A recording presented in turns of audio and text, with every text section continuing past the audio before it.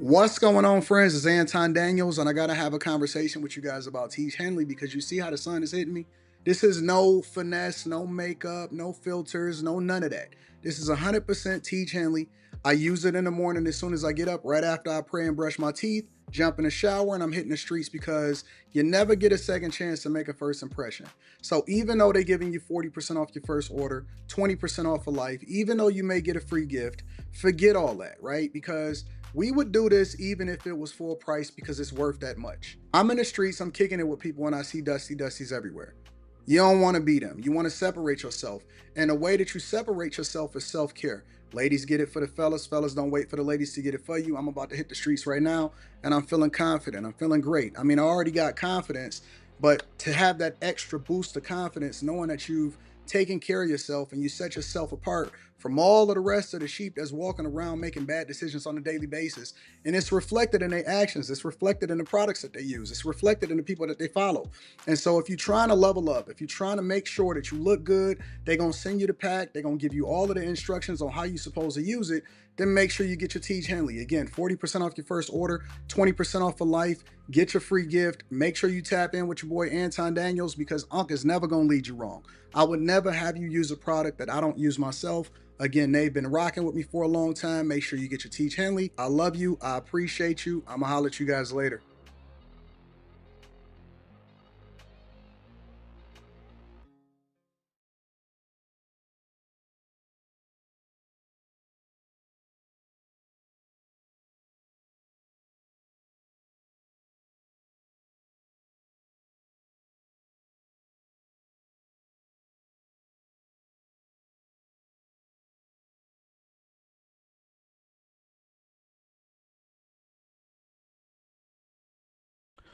What's going on is Anton from AntonDaniels.com. I appreciate you guys for continuing to rock with me. Thank you for tuning in for another edition of the Millionaire Morning Show. I am your host, Anton Daniels. What up, what up, what up, what up, what up? What's going on, friends and family? Where's my... Hmm...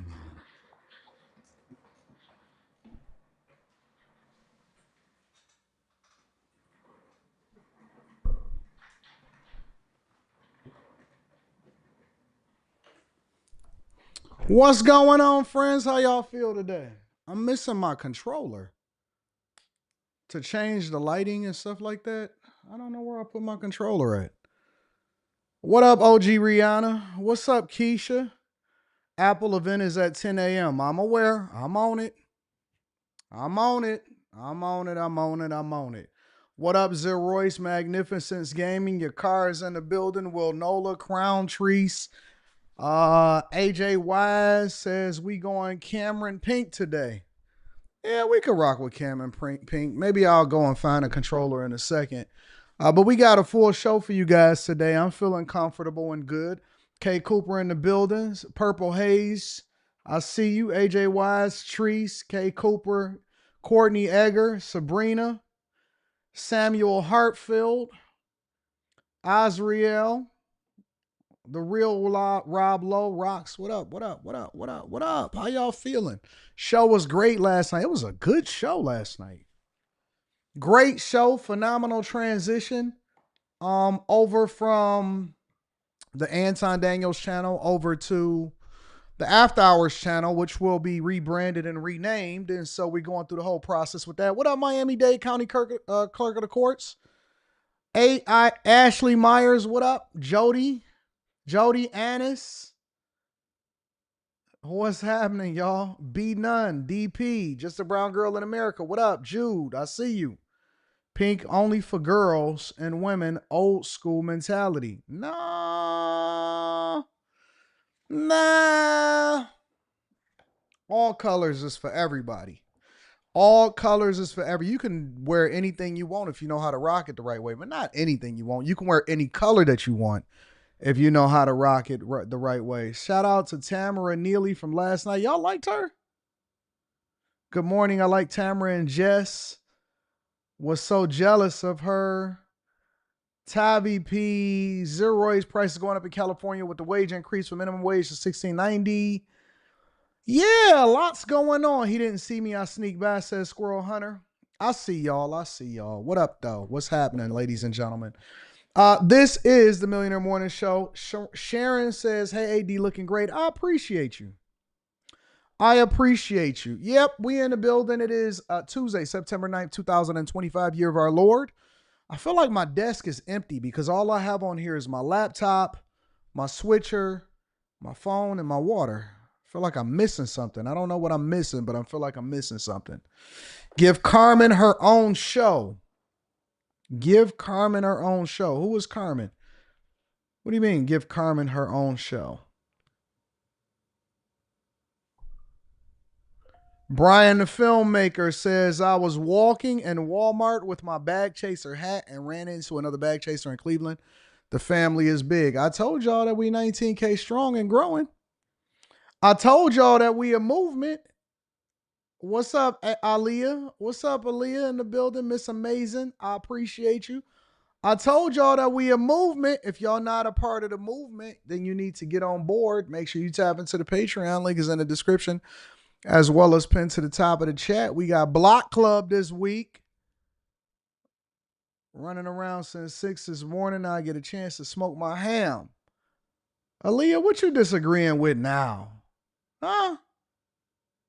What you disagreeing with now? That's the New York in you. That's the New York in you. You always disagreeing with somebody. You know what I'm saying? I'm a hold Aaliyah accountable. Somebody said I didn't get my hat yet. Did you I'm missing the rubber bands on the mic. Y'all want me to put rubber bands on the mic? Y'all want me to be ghetto? So we got Motion just joined this weekend. Shout out to the new chasers. Shout out to Waves World, all of the new chasers, all of the Patreon members. We appreciate y'all. Listen, make sure y'all hit a like for the algorithm. We want to shout out Tej Henley. What's up, Island Styley? Tej Henley, 40% off your first order, 20% off for life. Get your free gift. That's not true, Anton.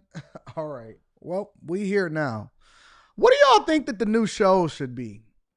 I want to figure that out. You know what I'm saying? I don't want the new shows to just be based off of personality alone. I want new shows to also be inclusive when it comes to the type of show that it should be. I want to give everybody what they want. What do y'all think that any new show should be? Get in touch with Slimmy on Instagram. If y'all had to say what the new show should be, what should they be? Let me make sure that I acknowledge the people in the chat, the super chats, the cash apps. I want to give a shout out to, again, Molly. Thank you for holding me down, Molly. Annie Marie Lewis says the #1 morning show and the host. I appreciate you. Mike, that dude on Cash App. Thank you, Mike, that dude. The most consistent person ever. He says, I can't stop thanking you, bro. I got your back, man. I got your back. And thank you for always holding me down. Studio panel, dating, battle of the sexes. Only thing left is a dating show. No, we got music. We got sports. We got more politics. We got a lot of stuff to cover. Car show. Molly needs a show. I don't know if Molly want all of that, though. Need a reality show. Sports with Quentin and Slimmy. Sports with Quentin and Slimmy. Sports with Quentin and Slimmy. Sports with Quentin and Slimmy. Okay. All right. Thank you, Courtney Egger Show. Entertainment and culture. Movies. Sports talk. Facts. 80 advice is golden. Thank you, your car. Sports and more politics. All right. Well, listen. I'm going to take into consideration everything that y'all are saying, and then we going to figure that out, and we going to get there. Bring back that marriage advice show of you and Rita? Nah.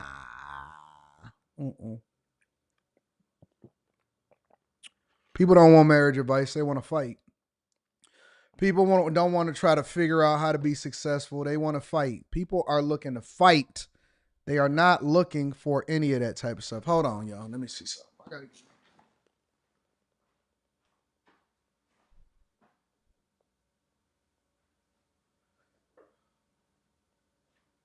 Where is my remote controller? I gotta be able to change the mood in this joint. I don't know where it is.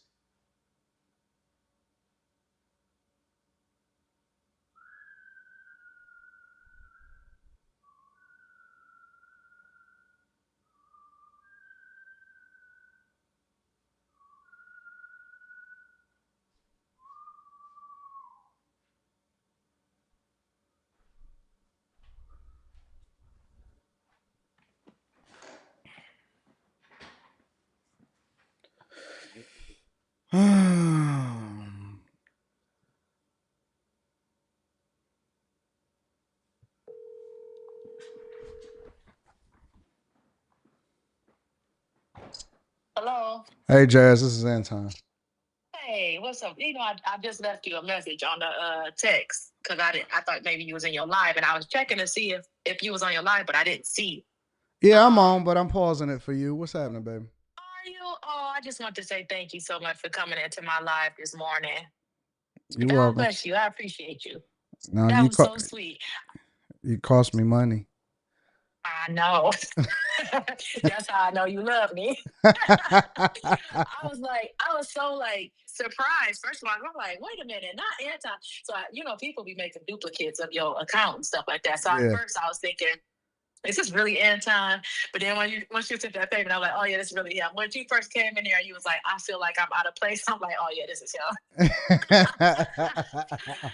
I was cracking up, but thank you so much. I really appreciate your support. I love you. I love you too, See, I baby. know you love me. I told him, I said, he be trying to act like he all hard and stuff, but Anton is a softie. Yeah, I'm you. gonna come down and see you. I don't know, maybe next month. I'm thinking. Okay, cool. Yeah, just let us know when you coming. All right, bet. We will definitely be waiting for you. All right, I got you. All right, love you. Love you too, baby. All right, bye. Bye. Anyways, get Dame on, try to get MTR on. Good afternoon, very kind and gracious. You love me too? I do. I love you too.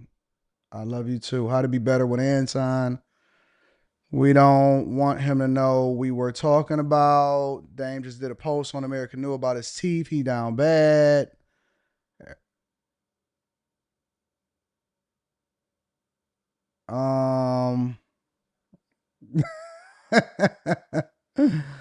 What up, though? All right, y'all. Let's go ahead and get it popping. JJ said he gonna drop the tone to get smooth. Y'all are a mess. Y'all are a mess. All right. Oh, y'all telling on me? That's not Jazz. That's on the panel. That's not no. She's no. Y'all don't know her. Y'all don't know her. Leave her alone. Y'all don't know her. Leave her alone. That ain't her. That's not her. Anyways, y'all always trying to associate me with people on the internet. Y'all do know that I have a life outside of the internet, right?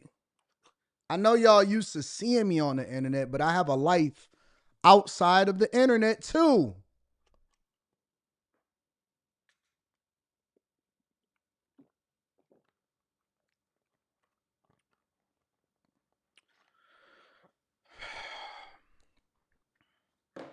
All right. Zuri says we always had our voice. Are we over 1,000 people in here yet? All right, we back. We in. Let me get these super chats knocked out, and then we going to go ahead and get it popping. Brian, the film hunter, or the filmmaker, says, was walking to Walmart. Oh, yeah, that's you. I forgot. Shout out to Brian, the filmmaker. I appreciate you. Mick Carty says, I went semi-viral using your talking points on Chicago.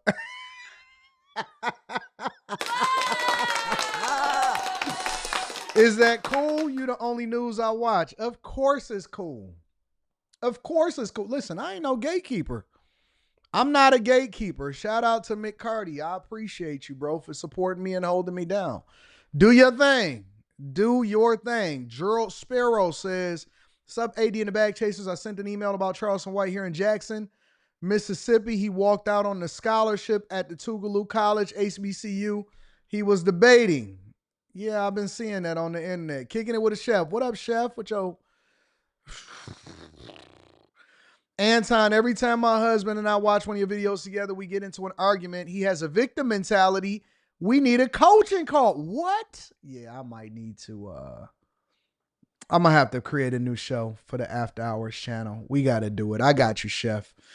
Shout out to Jeff. I appreciate you for the super sticker. Thank you, my friend. I want to let people know that I truly appreciate everybody. Can you create a show for your younger audience with me as your host? You never know. You never know. You never know. You never know. All right, y'all. I'm working. I got some people. I got some ladies and some fellas in mind. I think that people gonna figure it out. All right, y'all. Let's go ahead and get into the show. So, I'm gonna start at the top of the list, and the reason that I'm gonna start at the top of the list, I'm gonna start with what we've identified as the biggest problem. First, let me get that set up for y'all. I want to make sure that we all on the same page. So I'm gonna start off at the top of the list, and you know where I'm going, right? You know where I'm going. Why is that not showing? Why is that a problem? Why is that problematic? Is it just me?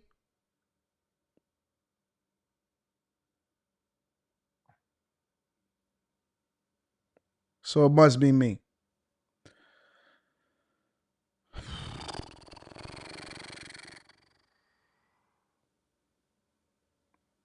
They don't want me to be great. Why they don't want me to be great, bro? Why they don't want me to be great, man? We're also following breaking news on the south side. Chicago police say a 70-year-old man has died after he was pushed to the ground and beaten by someone at a bus stop. This happened in the Washington Heights neighborhood last night at 9:15. That's right around Halsted and 95th. You can see shattered glass on the ground and what appears to be a baseball hat. Police say whoever did this got away. So let's start at the top of the list, all right? Yep, we're going to start right there on at the top of the list.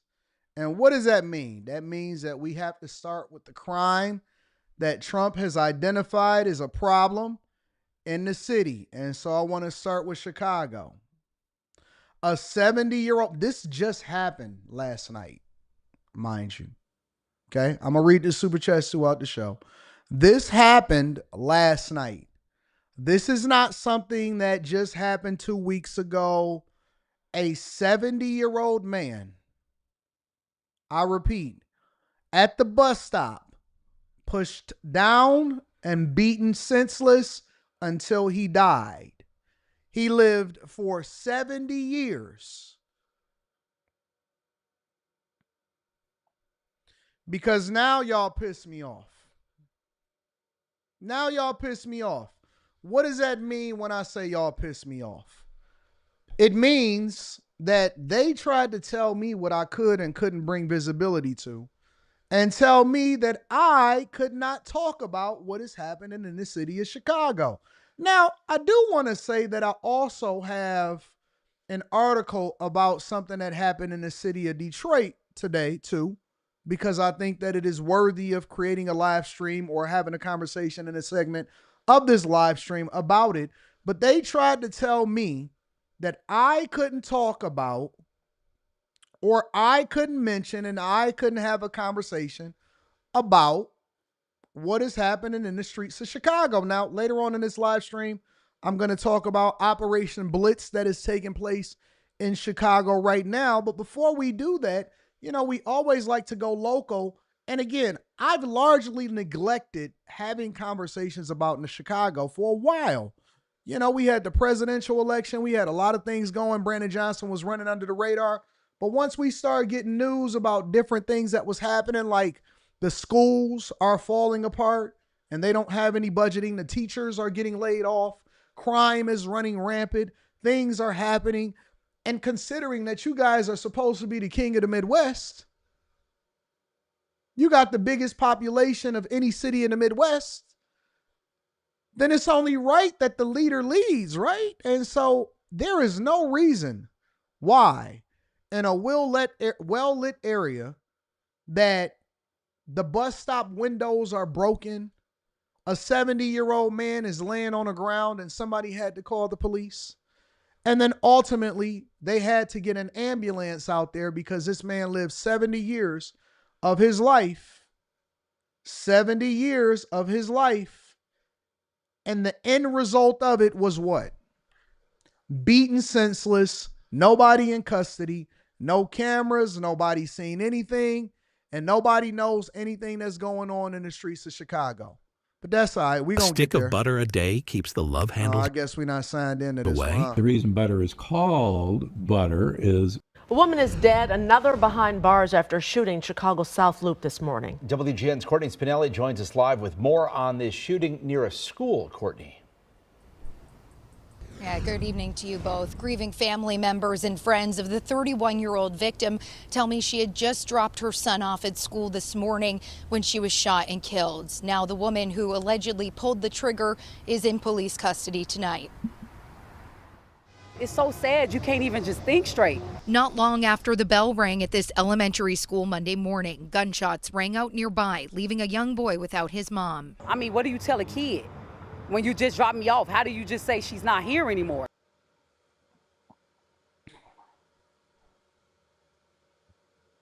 Are y'all more concerned? And I'm talking to Chicagoans right now.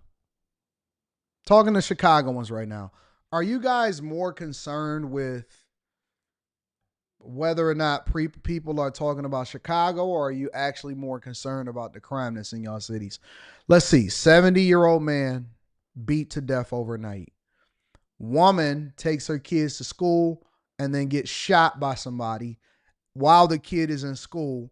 And then the kid is going to come out of school and then they're going to say, hey, your mama is dead.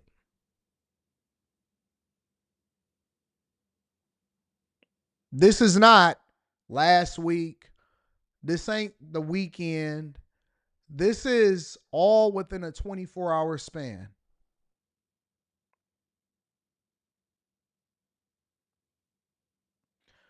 All within a 24-hour span, this is what's happening. Listen, all I can do is present you the information and give my opinion on it.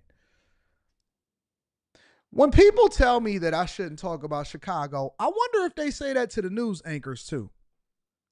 Do y'all go to WGN? I was just looking at Mugo. Remember when we used to show Mugo on this channel? Mugo was a street reporter, and she was a black woman that was out in the streets every single day. Eventually, she got a promotion, and she went over and went national with CBS. I just seen Mugo doing a whole CBS segment on illegal immigration. I said, look at Mugo go.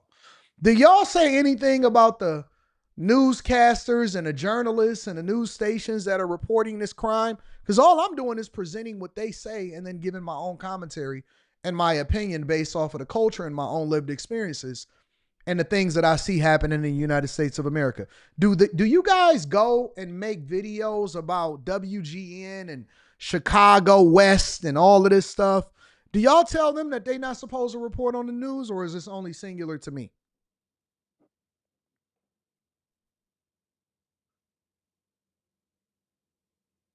Just curious, as we see mothers get killed. How do you explain it? Police say the 31-year-old victim, whose name has not yet been released, was near Cermak and State just after 9. Early information leads investigators to believe some sort of a fight unfolded and the suspect pulled out a gun, shooting the victim in the face. The victim was rushed to Stroger Hospital while the suspect was cuffed at the scene. Shooting somebody in their face, blowing their brains out. Now, we not talking about normal people. Yesterday, we did a report on some more crime and guys that was punching chicks in Chicago near the Bean. Right after I Show Speed left, they was punching people near the Bean in Chicago. Imagine pulling a gun out and blowing somebody's brains out, point blank, period. Not even thinking, not even breathing right after she get done dropping her kid off at school. Not fair. The person doesn't come back. You need to understand that. They don't come back. Your life is taken too. So who really lose?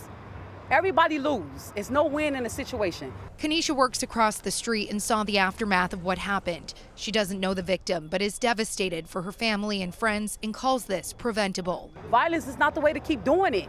Nobody wins in a situation. A family now looking for justice, as sources close to the investigation say detectives are speaking with witnesses and reviewing evidence to figure out exactly. You see all of those old white men with them Chicago police uniforms on?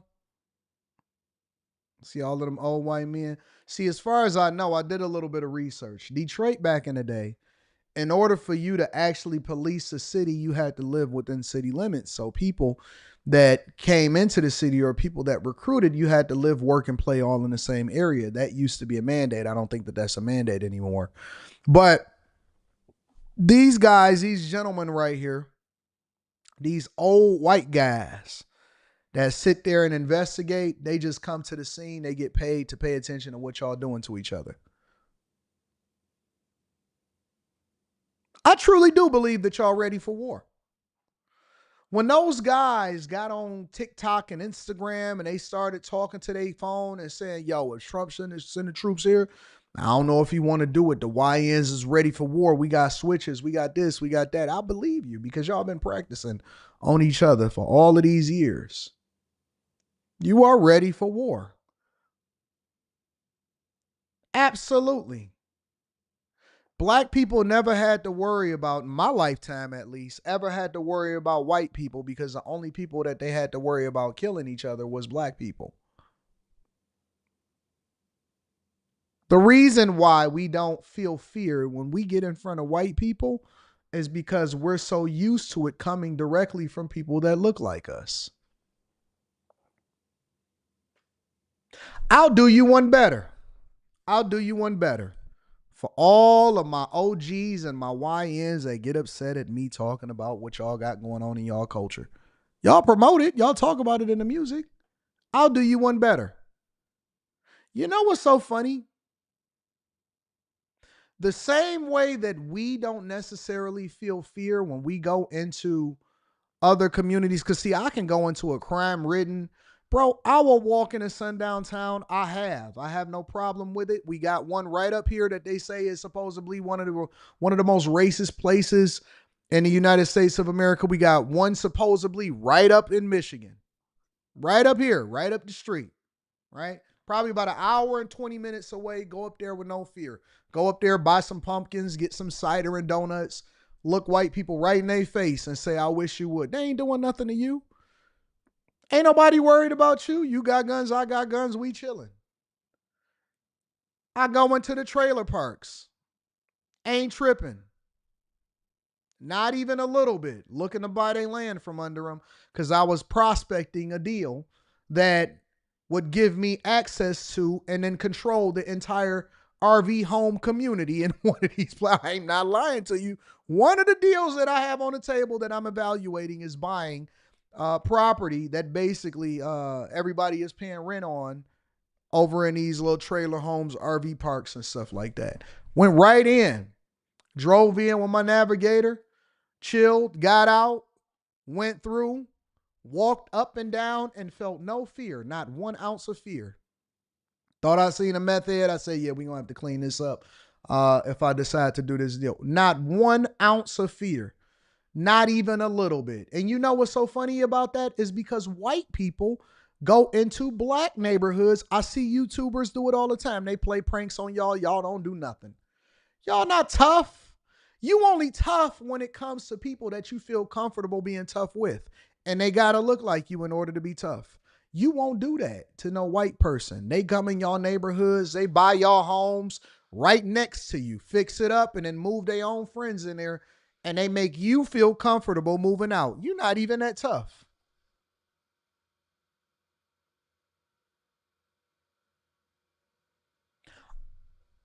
I'ma just call it the way that it is.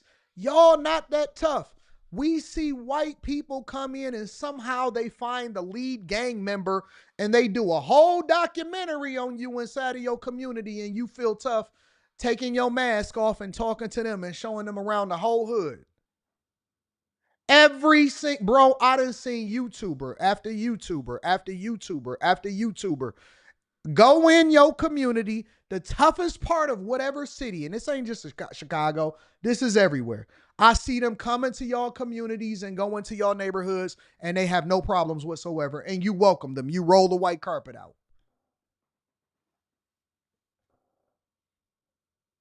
The same way that white people welcome me when I go to the MAGA rallies and when I go to the trailer park homes and when I go down there to Taylor, Michigan and Melvindale and Hazel Park and I see my fellow white apologists trying to make me feel comfortable and they practically calling me yes, master. Yes, master Anton. And I say, I like that. I like the way that you treat me. Welcoming me with open arms and hot chocolate. Marshmallows, anyone? Ain't nobody scared of no white people. Nobody is scared of white people in the United States of America anymore.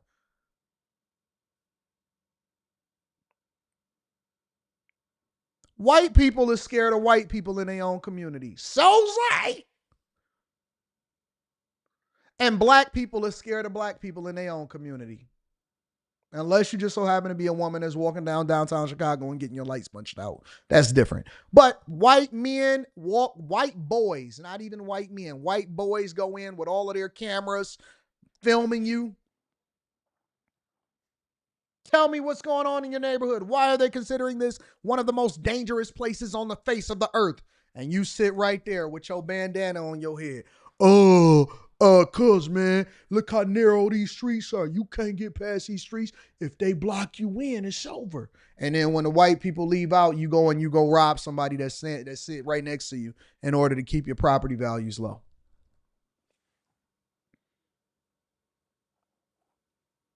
And then you get on the internet and you say, man, I don't like that Anton. I can't believe you keep Chicago name out your mouth. And you ain't say that to the migrants that was sitting there inside of your police station when they moved their little kids right next to your kids and you had 60 kids inside of the same. You ain't do none of that when they was walking around in your neighborhood. You ain't tough. You ain't do none of that. You didn't do none of that. You was not tough at all. Ain't have not 1 ounce of smoke when Jorge and them and Jesus and my gente went in your neighborhoods and they was over there taking your resources. They came in and they took hundreds of millions of dollars. They took billions of dollars. They was buying your homes, and let it not be for Trump. They was going to be sitting right in your neighborhood talking Spanish, no English. Talking tough to me. What you talking to me for? I don't even know you. But you won't say nothing to them. They caught the bus. They walked through Mexico, caught the bus up from Texas and went right into Chicago and was sitting right there next to you like, hey, neighbor. And you sat there and you took it. You took it like a G. They kicked y'all police officers' butt and you ain't have nothing to say about it. Nothing. Not one word. Everybody. Guatemala, Venezuela. Listen, y'all don't like each other. That's all it is. You know what I see? Y'all like Crips and Bloods. The internet is the Crips and Bloods version. And then they say, you know what? You know what's so funny? Pro-black people got more smoke for other black people than they do for other races. I see more live streams on people trying to figure out whether or not you a tether, you this, you that. You ain't got no power. You ain't got no smoke. You ain't got nothing but a banner, and you just looking to march on the next situation where you see a white police officer arrest a black man. Ain't nobody scared of nobody that don't look like them. You got to look like somebody in order to be scared. Ain't nobody scared of nobody. You want to know how I know? Watch this. Let me see if I can get this one up too. Build a website you love with Wix. I ain't signed into this. Chicago police say they shot and killed a person involved in a burglary and car crash that injured 2 officers. Arnold Brennan reports the police have made 1 arrest and are looking for another person. Chicago police spent hours at the scene this morning. Waller Street was blocked off at Chicago Avenue by police cars and red police tape. By afternoon, that scene had cleared, but there were still signs of the crash and shooting left behind. Latex gloves, bandage wrappers, and pieces of a car litter the pavement. Debris left behind after a chaotic situation on the west side. Chicago police say it started about 3:45 in the morning in Austin, near North Central Avenue and West Thomas Street. Officers were responding to a call about a car break-in. When police showed up, 3 suspects got into a dark car and fled. Officers caught up with the car at Chicago and Waller. That's when police say the driver intentionally hit 2 marked CPD cars, pinning an officer. Police say that officer opened fire and hit one of the suspects. Here's how the call came over police radios. They crashed into the squad car. 2-3, shot fired, shot fired. Shots fired by the police. Shots fired by the police. Got an officer hit by a vehicle and a person shot. Chicago and Waller. You say YouTube don't like Anton today. No video wants to play. That's okay. We're going to soldier through it. A show got to be done, and it's going to get done no matter what. Even if it's a lot more difficult, a show got to get done. We got to get this information out there. Chicago police say officers treated one of the suspects at the scene, but that person later died at the hospital.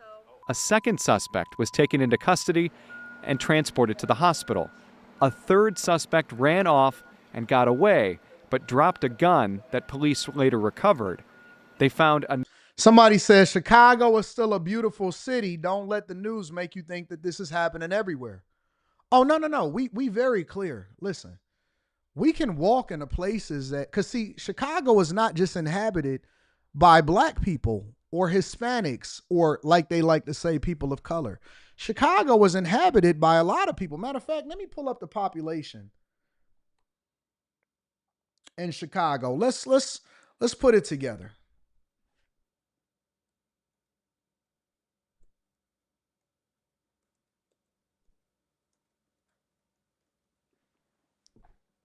Chicago is majority white. Wouldn't that be something? According to this, here we're gonna break down the racial makeup of Chicago. I'm gonna show you something. I'm gonna prove something to you. Chicago has a racially diverse population, though demographic figures vary slightly by data source and year. However, recent U.S. Census Bureau data indicates the breakdown, and approximately 36% white, 28% black, 7% Asian, and 29% other. Maybe that's all of them other races that's been coming in. We ain't gonna talk about that. So, got a significant Hispanic population. But here's the thing. You only see the majority of the crime happening here and here. That's it. Here. So here's the thing. They say that Chicago is beautiful outside of where they reporting in the hood. Why is it not beautiful in the places that do the majority of the crime? Makes you think, don't it? Y'all not even a majority of the population, but y'all majority on the news. Makes you think, don't it? Starts to put things in perspective when you start to look at the data. Y'all act right when y'all go into certain neighborhoods and around certain college campuses, but when you get home, you act out.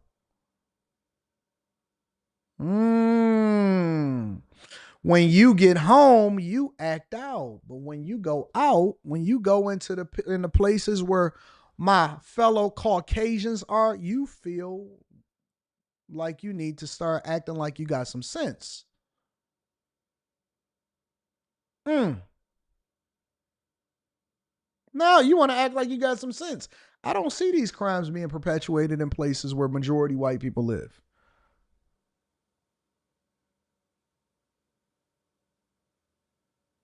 Could it be that you don't actually respect the people that you live next to.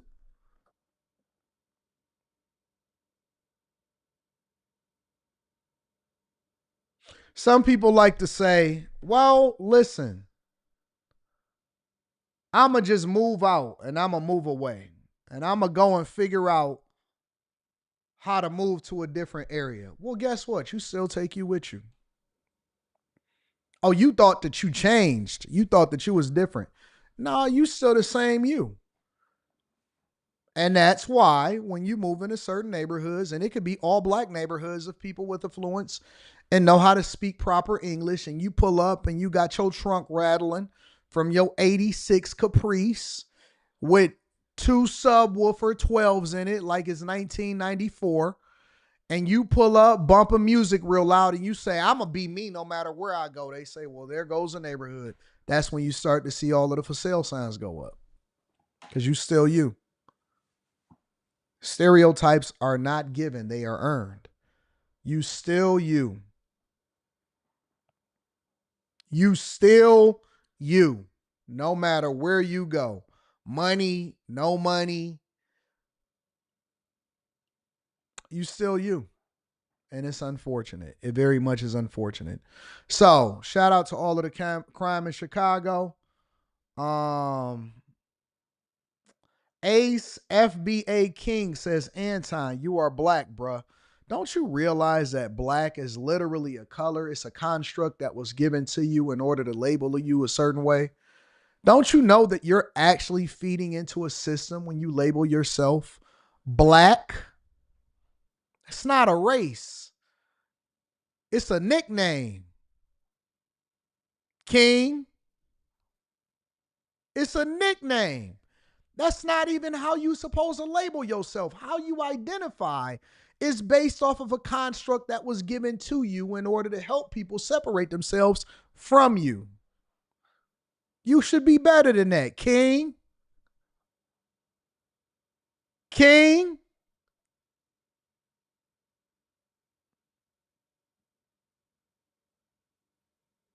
I feel you, though. I feel you. I feel you. And here's the thing. Let's say, for example, that you want to label yourself that. So that mean I got to be ghetto? Let me guess. I talk white. Gotcha. You black, bro. You black, bro.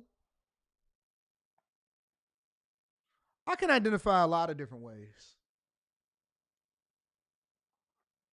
I'm a Jesus lover. I'm an American. I'm a phenomenal father. I'm intelligent. I can add a lot of adjectives to my name. For whatever reason, I don't feel the need to make sure I tell you that I'm black, bro.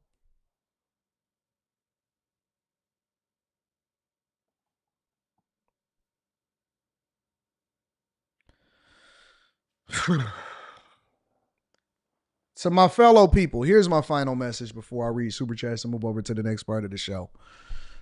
Stop letting them group y'all all together. Stop letting them group y'all all together. All Japanese people do not mess with all Japanese people. There are outcasts. All white people don't mess with all white people. There are outcasts.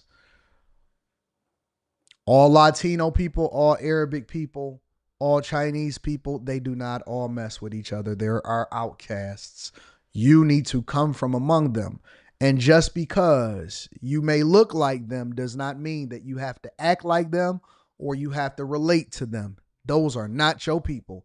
Your people are people that are going in the direction that you're going in. Come from amongst them. Come from amongst them. You do not have to go and kill each other. You don't have to identify. You don't have to get yourself some dreads.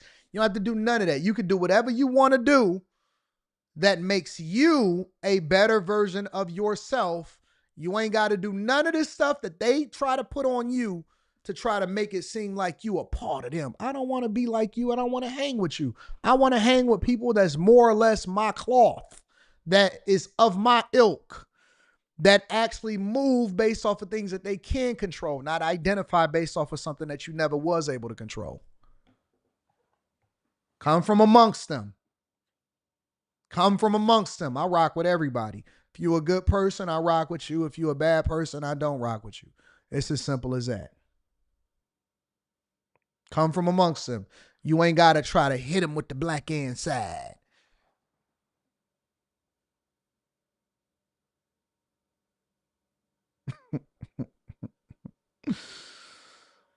You don't have to be a crab in a barrel. I'm not in your barrel. I'm not in a barrel. I'm out the barrel. I'm looking at you. You in the barrel. I'm not in the barrel. That's the thing.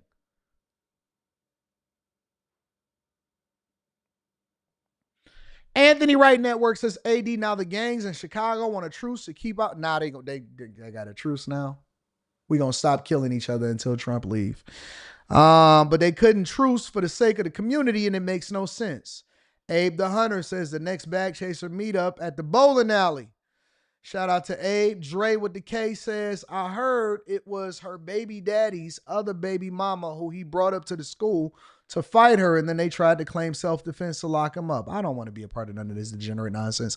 Eric Williams says, but if these YNs are so tough, why they didn't put switches on the Venezuela when they took over the South Side? You know, I don't look at tough the same way that everybody is looking at tough. I look at tough as somebody able to survive tough times so that they can eventually get their mother out the hood. I don't look at tough the same way that everybody else look at tough. I look at tough as seeing everybody doing wrong, and in order for you to actually get yourself in a better position, you choose to do right regardless of whether or not they actually say or label you something different. Anybody can be a part of the in crowd. It's easy to get arrested. It's easy to go to jail. It's easy to catch a case. All of that stuff is easy. It's easy to be out here spreading diseases. It's easy to be out here doing bad things. That's not tough to me. That ain't what make you a man. That's not awesome to me. Y'all not real. Y'all not hard. Y'all not sweet. Y'all not dope. Y'all not none of that. That's not tough. Tough ain't being able to break up your family. Tough ain't being able to go out there and have a lack of discipline. Tough is not taking care of your kids. The real ones is the ones that standing 10 toes down and actually is a better example for their families. The real ones is the ones that leave a legacy for their children. The real ones is the ones that love God. The real ones is the ones that's not trying to be a part of your little weak crew. Nobody care nothing about you. You're nothing. You'll die and nobody is going to ever remember your name. They don't even know how to bury you. Nobody is going to care about you and a legacy that you live. That ain't impressive. That's not impressive to people that know life and got money and got resources and care about their children. We laugh at you. Little dumb boy. You still a boy in a man's body. You broke. Your teeth is not brushed. Your breath stink. Your hair is nappy. You don't have a job. You have no education. You're ignorant as hell. And you stupid. And the only thing you can do is figure out how to do crime because you are the bottom of the barrel. And for whatever reason, you think that I'm supposed to join you so you can feel better about yourself. So all of y'all snitching, all of y'all telling on each other. The toughest dudes be in there telling for a Coke and a smile. All of y'all, Young Thug, Lil Woody, Gunna, all of them, all of your heroes are snitching. They all butt pirates. They all gay. They like to mess with men. They sold their soul to the devil. I don't want to be amongst y'all. I'm not interested in hanging out with y'all. Y'all not cool to me. You think calling me a name is an insult to me. I look at it as a compliment because it shows that I'm not like you. I don't want to be like you. I am different from you. We can't even exist in the same space because light and darkness can't exist in the same area. I don't want to be like you. Your mother didn't like you. Your father abandoned you. You trash. You're nothing. And you embrace it every day. The reason why you nothing is because you choose the life that you have. You have embraced being nothing. You hate everything good. You poison your community. You sell drugs. You embrace fentanyl. You do anything that just destroys lives. You got baby mamas. You got everything that's all over the place. You trash. You can't hold down a job. You don't have no retirement. You don't have Social Security. You never pay taxes. You don't actually pour into the community. You ain't got no property taxes. You on Section 8. Your woman is dependent on somebody else in order to feed her family because she on welfare. And they complaining online about SNAP benefits. And then in a minute, they going to do a story time about you. Why would I want to be like you? Why would I want to hang with you? Why would I want to be amongst you? Why would I want to say that we are cut from the same cloth? Why? Because both of our parents got dragged over here in the transatlantic slave trade, and now I'm supposed to be hanging with you? I'm supposed to support you because you black? For what? I'm not like you. We never was the same. I got a calling on my life. I got greatness that is amongst me. I'm not trying to be with you. I don't want to hang with you. I don't like your friends. I don't like your baby mama. I don't like the smell of your car.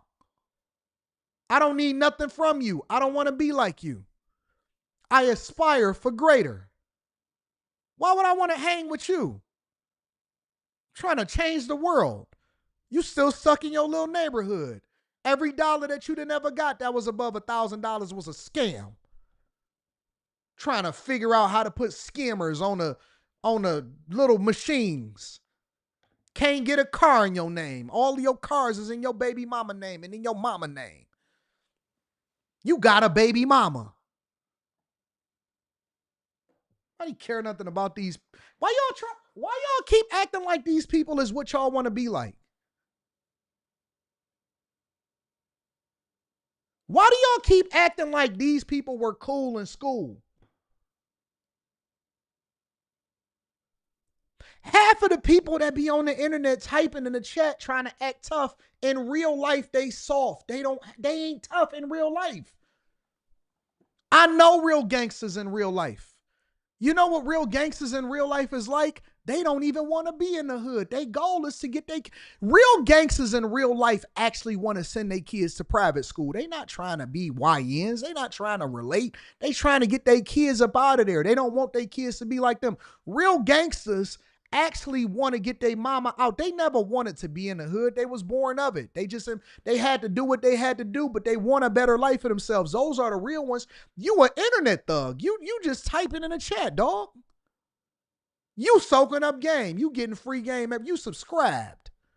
You're subscribed. You ain't tough. You type hard in the chat. You do TikTok dances. You gay. You just got out of prison. You got a boyfriend. Your boyfriend got a boyfriend in jail. What are we talking about?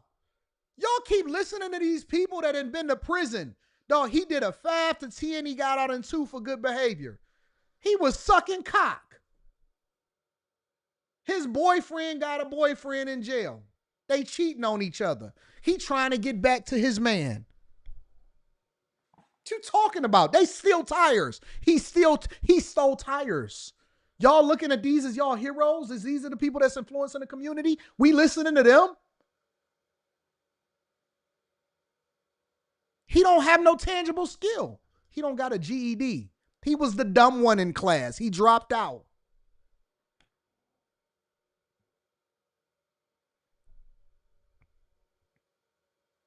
He could rap though. Yo. Just a Neanderthal. A Neanderthal. They used to breed people like you because you was big and dumb and you didn't have no kind of mind for yourself. And you know why they used to breed people like you? Is because they knew that because you were dumb, but you were big and strong, that you would keep the community flowing. You would just keep on having a lot of kids. So they used to have you breed. They used to breed you like cattle because they knew that you was stupid. And so in order to keep the people stupid, they used people that were tall, strong, and dumb, and they bred them because they knew that they didn't have the mental capacity to ever escape or think their way out of a brown paper bag. So they used to breed you. You're a breeder. That's all you are. You're a breeder. You're a Planned Parenthood profitability engine. They use you for crime so that they can continue to run up a bag as politicians. They depend on you because you're the one that keep telling us that it doesn't make sense in order for you to vote. And so they keep you moving. Hey. Don't y'all send no police in there to stop them from killing each other. They breeding each other. We need more license plates.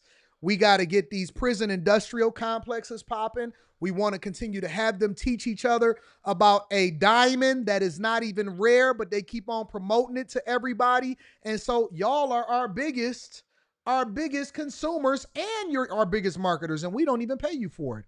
You got to get a chain that is symbolic of what you were locked up with. And that's why you continue to put it around your neck and you say, we is kangs. Look at all of these diamonds. Y'all arguing over what's moissanite and what's real. Like either one of them is rare. You're single-handedly keeping the diamond industry popping when we know that diamonds aren't worth the housing that is put in on the rings that's wearing it. You're nothing. You're a court gesture. You don't own nothing. Yo, it's so bad that you don't even own the homes and the land that you are banging on. You don't even own the land that you fighting for. That is sad. That is sad. You can't do nothing for your mother. Not one thing. And that's where y'all then resort to selling them the drugs that y'all then cop. You buy your drugs from the people that's overseas trying to escape to the United States of America to get a better life. You are the cycle. You are the cycle, dog.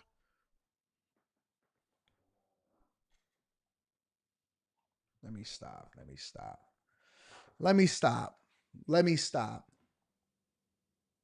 Because they going to save you. Yo, Todd, and then you going to come up here asking me for a coaching call.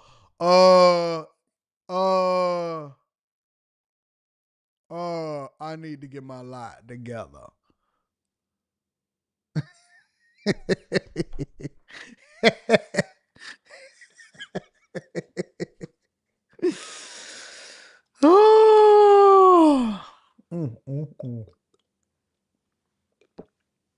It's crazy, bro. It's crazy. Anyways, keep stealing from your friend and then buying from the very person. I ain't even gonna go that deep no more. I'm about to go super deep, but I ain't gonna go in. Make sure y'all tune in. Make sure you tap into the Patreon. Link is in the description. Shout out to the most unmarried group of people, our young YNs.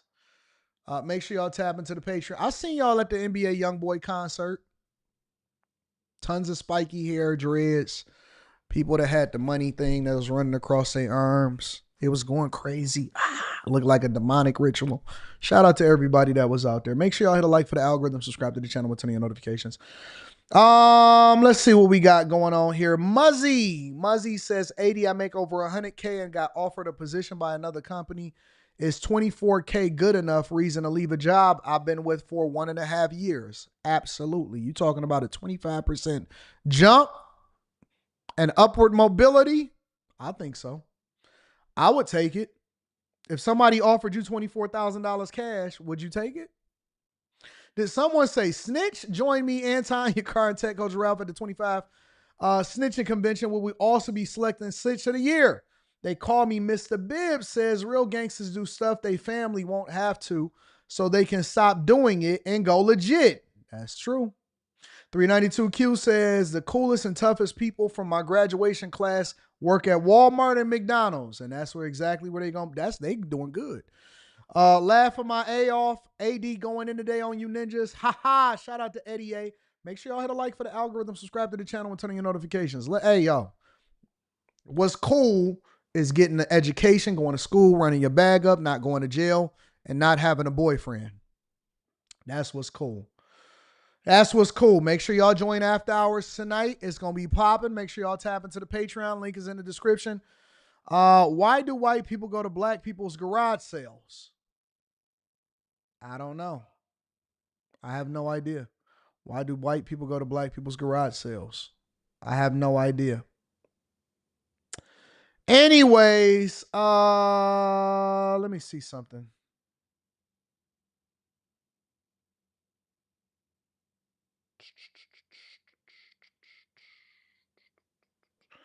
I'm going to have to table some of the stuff. I'm going to have to table, to get their stuff back. Stop. I'm going to have to table some of the stuff that I had set up for y'all today because we got a lot of show to do, a long show to do, but we cooking. Y'all ready to go on to the next part of the show? Shout out to all of the men that actually got jobs and is not looking to commit crimes against humanity in order to run up a bag. Make sure y'all hit a like for that. What is going on with this today?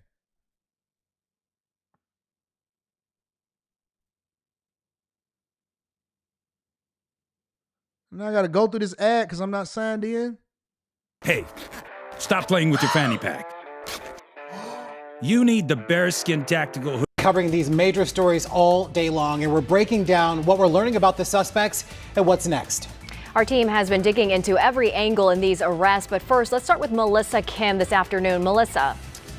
Yeah, good evening, guys. A tragic ending to this story. Prince George's County Police Chief George Nader confirming that the body they found in a field in Anne Arundel County on Sunday was that of Dakara Thompson, the 19-year-old girl who was last seen exactly 2 weeks ago. Chief Nader also announcing today that they arrested 35-year-old Hugo Rene Hernandez Mendez yesterday for the teen's murder. Now, police say Dakara Thompson willingly got into a vehicle that Hernandez Mendez was driving on University Avenue in Hyattsville. They say he drove Thompson to his house in Bowie, and that's where detectives say Hernandez Mendez killed Thompson inside his bedroom. Investigators say he then dumped her body in a grassy area along Route 50 near Interstate 97 in Annapolis. That's where Maryland State Police troopers found her on Sunday after investigating a disabled vehicle that was unrelated to this case.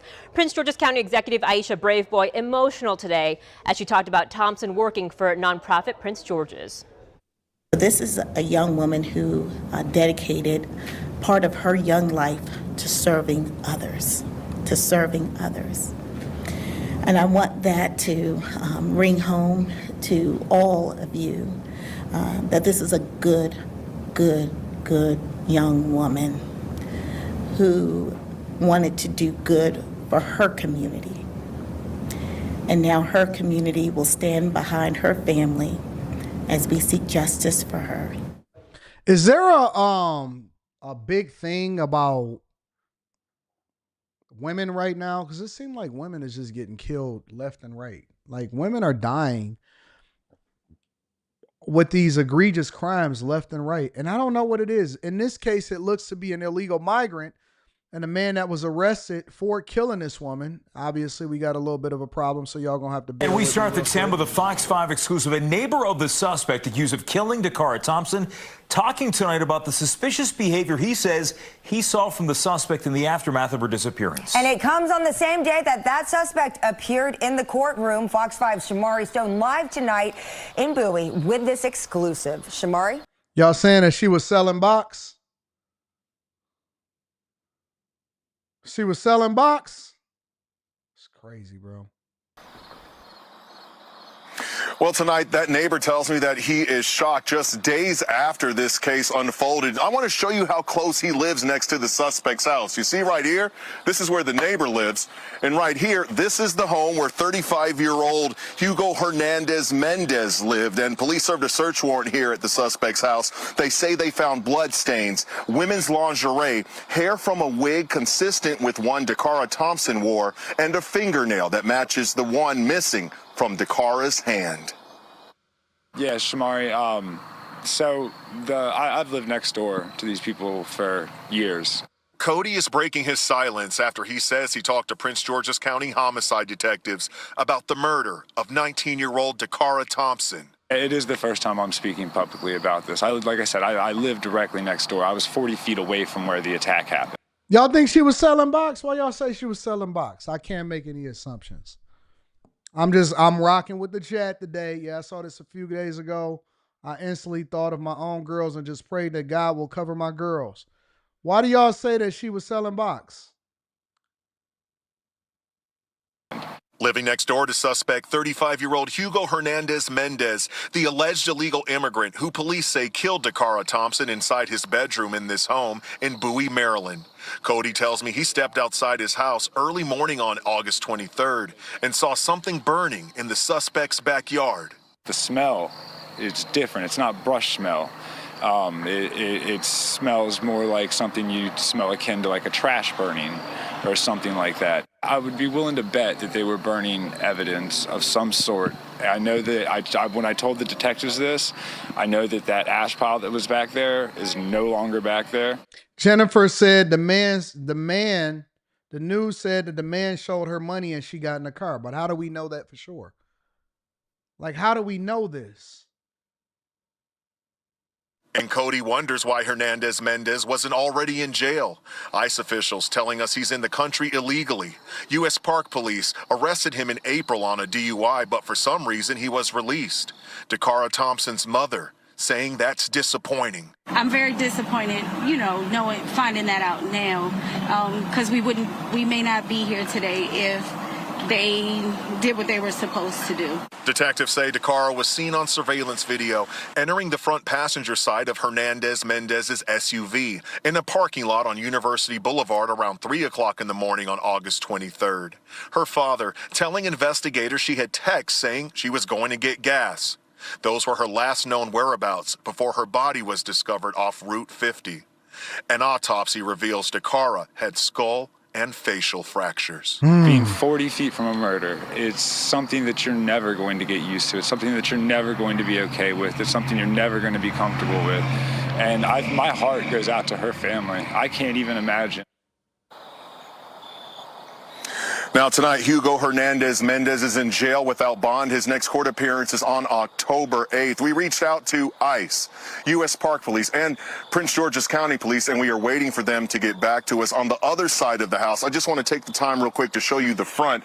You can see there is a memorial that has grown. A woman around an hour ago dropped off some more balloons. Why do y'all keep saying that she's selling box? I know that is probably the best educated guess that some of us can make, considering they saying that she had got into the car. But didn't they just say that she was neighbors too?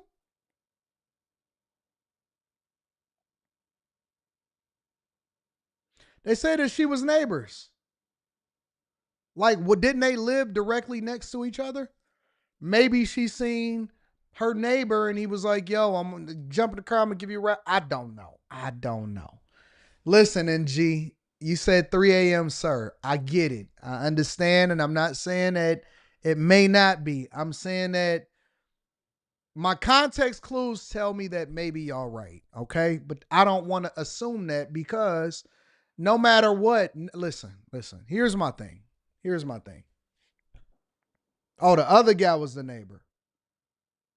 The white guy was the neighbor, not the girl. Okay, so here's my thing. Though. So I heard it wrong. I give you that. All right, cool. I don't believe that anybody should lose their life. I don't care what is going on. Like, I get it. She shouldn't have been out there in the streets. You should have had survival instincts, situationally aware. It's a lot of women that is selling box, and 304 talk is popping. But I just don't believe that anybody should lose their life, especially from an illegal migrant that shouldn't have been here in the first place. That's all I'm saying. That's all I'm saying, is that it doesn't justify killing. It does not justify somebody getting killed. No matter what happens, you should not get killed. Now, should you be in this situation? Let me see what the mama's saying, because I know the mama has something to say, and so I want to see what the mama's saying. I think the mama had a press conference where she was talking or something like that. How do we pay for all this? And so I need to see what the mama is saying before we get into all of this. Hey, what is up with all of these? I don't know what's going on today. I don't know what's happening. Years old, prior to this unfortunate circumstance, she was working under Westmore's Maryland Year Service Corps option, whatever it's called, program. She had just completed a year-long internship in which she was very successful. She did a great job. She was she was a kind of an outgoing, soft-spoken, kind young lady. She was a free spirit. She was a good girl. She was a good kid.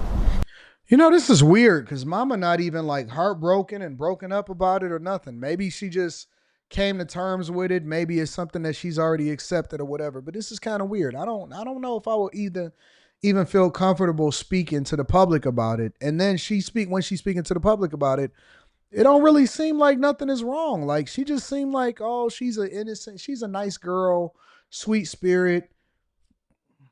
Is that how you talk about your daughter? Like if I was to describe, man, my baby, oh my God, my baby girl. Oh, this is so heartbreaking or whatever. Only reason I'm talking right now is because this is a coping mechanism and it helps me to be able to get over the situation, but I want him to burn. Like I would be absolutely like distraught and brokenhearted about it. I don't know. This is just a weird story to go over. So there's been a lot of people disparaging her character on social media and things as such. Please don't believe everything you see. Don't believe everything you hear. So she's saying stop saying that her daughter was a prostitute. Out of respect for the family and us grieving, please, approach everything with grace. We would appreciate that. Ma'am, do you have any thoughts about this notion that this guy was arrested by Park Police and released back in April? I'm sorry, can you repeat that? This man, Mr. Hernandez-Mendez, Yes. was arrested by the United States Park Police for drunk driving in April 25th on the BW Parkway. Mm-hmm. He was subsequently released. There was no check of his immigration status or anything like that. And then he was released. Very disappointed, finding that out now, because we may not be here today if they did what they were supposed to do. Is there any indication that the victim may have known this person or crossed paths with him ever in her life? Let me again say that I just want to be clear, and out of respect for the family as well, any questions regarding the nature of the investigation would be harmful to our investigation at this particular point. So I want to make sure that we don't delve into any of that information. And I will say you asked a question earlier. As always, there'll be an autopsy that's performed as a part of the investigation. Last questions, Katie. Carmen, and then a follow-up from Madam State's Attorney. The family often has a long journey after a crime like this happens, and they have to relive the trauma as the case moves forward in the coming months to come. That's a tough question because we know it's going to be extremely hard. We just ask that everybody pray for our strength through the process. And Madam State's Attorney, the DC U.S. Attorney has blamed Maryland for crime in the district and for guns coming into the county. Have you seen any change recently given the surge in the district just across the border in Maryland, or anything that has been different after the national troops have been in the district? All I'll say to that is that we continue to work with our law enforcement partners. All right, I don't need any canned answers. Yeah, it's a weird case, man, because on one hand you got the mother and she just seems like, she regular, not even tripping about it. She was a kind girl and she was a free spirit.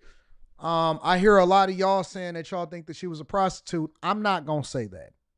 Out of respect for the deceased, I'm not going to say that until or unless further evidence is introduced that leads me to believe that she was selling box. And even in the case that she was selling box, I don't think that she should have been murdered. All right. So ladies, I know some of y'all out here selling it and busting it down for a real one.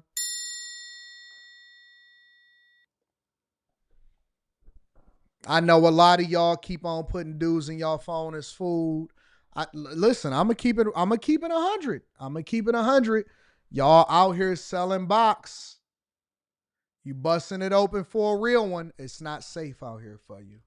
Stop telling your dad that you're going to get gas and then jumping into somebody else's car at 1, 2, 3 o'clock in the morning. I know you don't want to go to work. I know they continue to tell you that you're going to live the soft life. I know this is not what you was expecting. You was expecting a different type of life. You was expecting your Prince Charming to come in as a billionaire and sweep you off of your feet and take you out of the streets. But listen, life is hard. Life is hard. Don't sell box for money. Don't sell box for money. And I'm not saying that she was selling box for money, but what I'm saying is you shouldn't sell box for money, all right? Make sure you hit a like for the algorithm, subscribe to the channel, and turn on your notifications. It's a horrible outcome. Very, very bad. Tiff, what up, Tiff? Tiff says Chicago's keep out energy faded when 6ix9ine provoked, or Nick Shirley came to film. Yup, facts. With gang members days ago. We crave entertainment yet accept chaos. And don't. Let me pull up Nick Shirley. Not even Nick Shirley.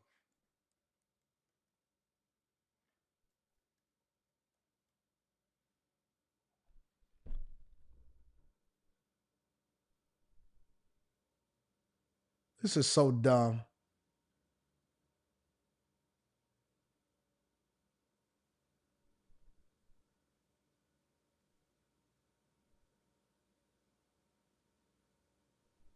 I guess Nick Shirley, look, it's so stupid. Look, let me show you.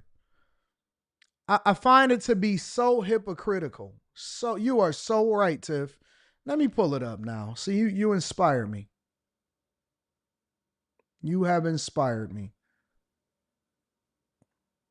They so tough. They so tough. Now you got this massive gun on you. What is this called? ARP. Whoa. And now after your brother got shot, how do you feel about gun violence? Are you ready for the gun violence to stop? Or Hell no. President Trump escalating his threat. Very dangerous the city of Chicago is. Now let's go into the streets of Chicago and go meet up with the gangster and rapper, Chief Spaz. So what can we expect to see in this video today here in Chicago? Oh shit, I'm gonna just breeze you through the hood. It's kind of a little early right now, shit. Show you how to maneuver through this bitch, take you Y'all so tough, but y'all not tough. Y'all so tough. But let Nick Shirley come in with his t-shirt on, and then all of a sudden, all of that toughness go out the window. You know what, y'all? You know what? You get a pass. You know what I'm saying? You can come over here. You do what you want to do. You know, you with me. We rocking. Put it on YouTube. You can go and make $200,000 off of us, and we going to incriminate ourselves by showing the guns, and we going to show where we did all of our crimes. And it's cool. You cool. You can come through. Anton, you shut up.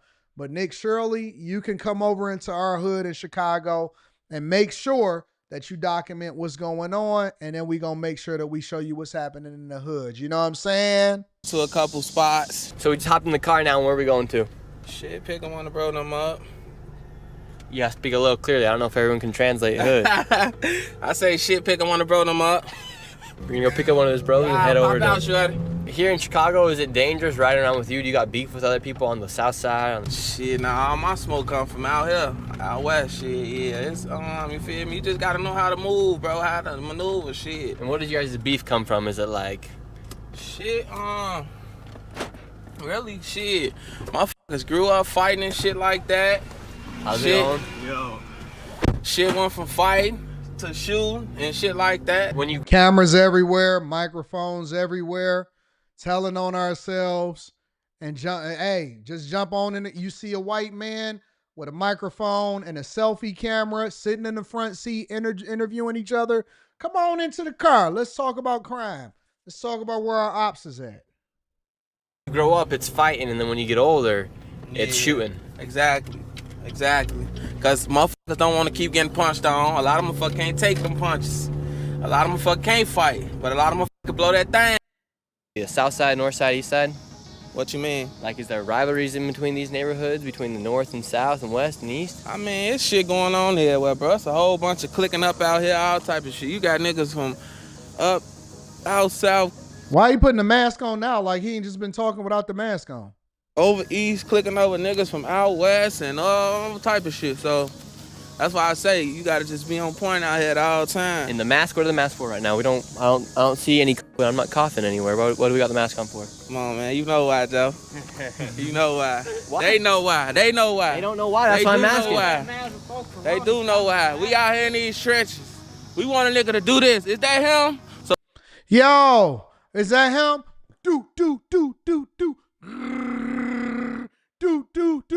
Yeah, man, you know why we keep a mask on? Because we got to make sure there's mask off, mask on. Mask off, mask on. We looking for the ops, yo. So we can already, yeah, that's him. You feel me? Come through here playing, trying to come up to this. We gonna leave your ass right here in this lot. Don't come through playing. We gonna leave your ass right here in this lot. They finna build some more shit right here too, though. That a threat? However you want to take it. Okay. Them Yo, people it's be whatever on you bullshit. They want. be watching off that camera too. I'm right. Like, we can't even party or do nothing, man. The police come through this bitch and shut us down. For real, On my you dead feel homie. me? Hey, no, I ain't ducking shit on my dead homies. Coco girl, I'm savage. That's what they call me, savage for. Turn them up. We chilling Okay. right now. I ain't never ducked shit. So what do you got tattooed on the face? Police on me too, on cocaine. What do you got tattooed? What do you got tattooed on the face? Well, I got a tattoo on my face. Yeah, right there. It looks like you Symbol. Symbol. What's it mean? What it mean? Hey, just know, man. Just know what's up. Real shit going on, man. You guys in a gang or what? Is like a gang symbol on your face or what? These my brothers. I'm a Muslim. Muslim. These my Okay. brothers. And how many times you been done shot? Put one up for the 3. dead homie. Put it on the Yeah. microphone. Shot Yo, right look here. at where I looks got like. shot, Nick. Another shot right there. Like that. Yo, Well, Nick, you this got where I a got bullet shot at, inside big your dog. body. Yeah. Oh my gosh, and Spaz, you've been shot too, right here. Yeah, right man, here, it's in the right trenches here. in the You got hood. one bullet shot right here, one right there, Yeah. and then you have a literal bullet in your rib. Yeah. What kind of bullet Nick. you got in here? It's like a 40. 40. And that hurt when I go like that? Yeah, no, I can't feel that shit. What'd you get shot for? That shit, being me, being one of them niggas. And did it hurt when you got shot? Like, what did it feel like? Was it like an adrenaline rush? I ain't gonna lie. This one, when I got shot in my stomach, that motherfucker hurt it. But when I got shot in my leg and my arm, that shit ain't hurt. But on cold, when I got shot in my stomach, that shit hurt. When you get shot like that and you keep the bullet in On your the body, dead does that give you homie, some Nick. street respect? See this? Tattoo on my arm. You know, I really don't know, but they Look, ain't. we got the same tattoo, me and him. Look. He got the tattoo, I got the tattoo. Look. You know, I'm a YN I really too. don't know. Yo, see the tattoo on my, we literally got the exact same tattoo. Tattoo on my arm, it's right here. Let me blow it up. See this? Yeah, son. We been in the trenches. Make sure that we out here. You know what I'm saying? Do.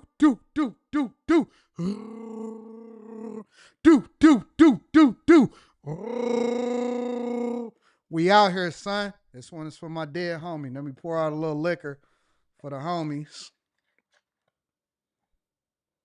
All right. Make sure that they get a little bit of that thirst because they down in hell burning like a mug. You know what I'm saying? We out here. Look at my arm. Look at his arm. We all in the trenches. We all trying to make it, and I dare Trump to come through here. I dare him. He coming through the hood. Where the homies at? Black represent death. Death and dishonor. Death and destruction. To all my ops. Do.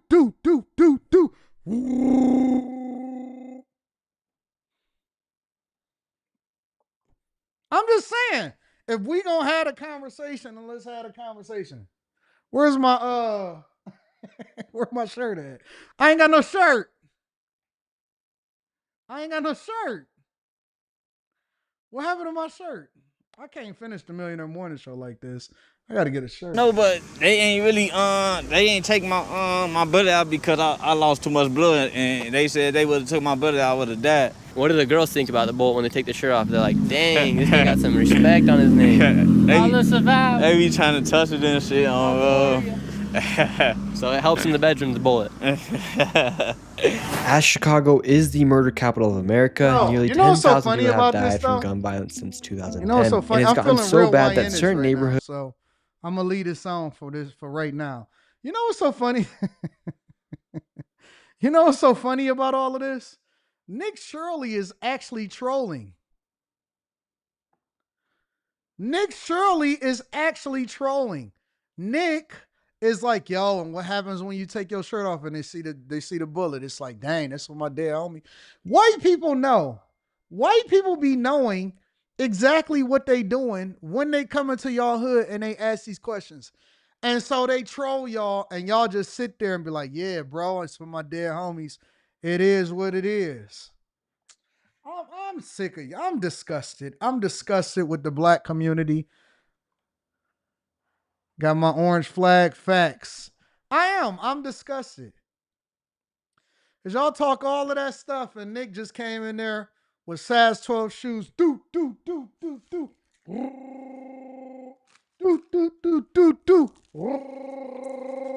Nick Shirley coming there with a microphone. And shout out to Nick Shirley. I don't blame him.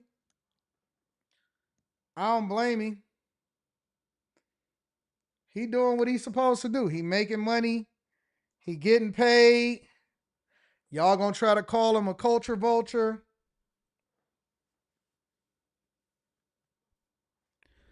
Gotta make sure that the ops don't know who I am when I'm coming through. Do. Ooh, we running in.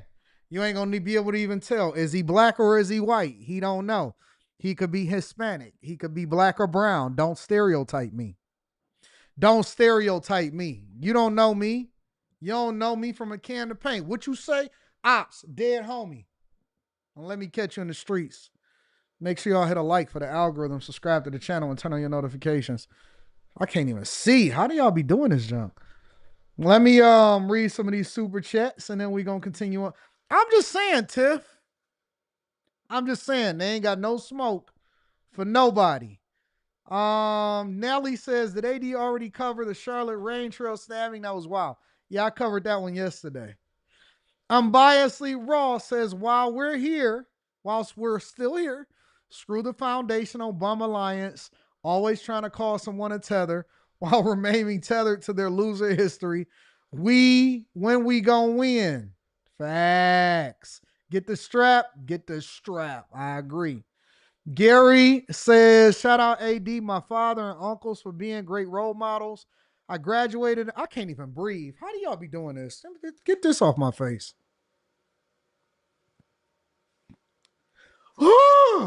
Air. Jesus. Lord help us.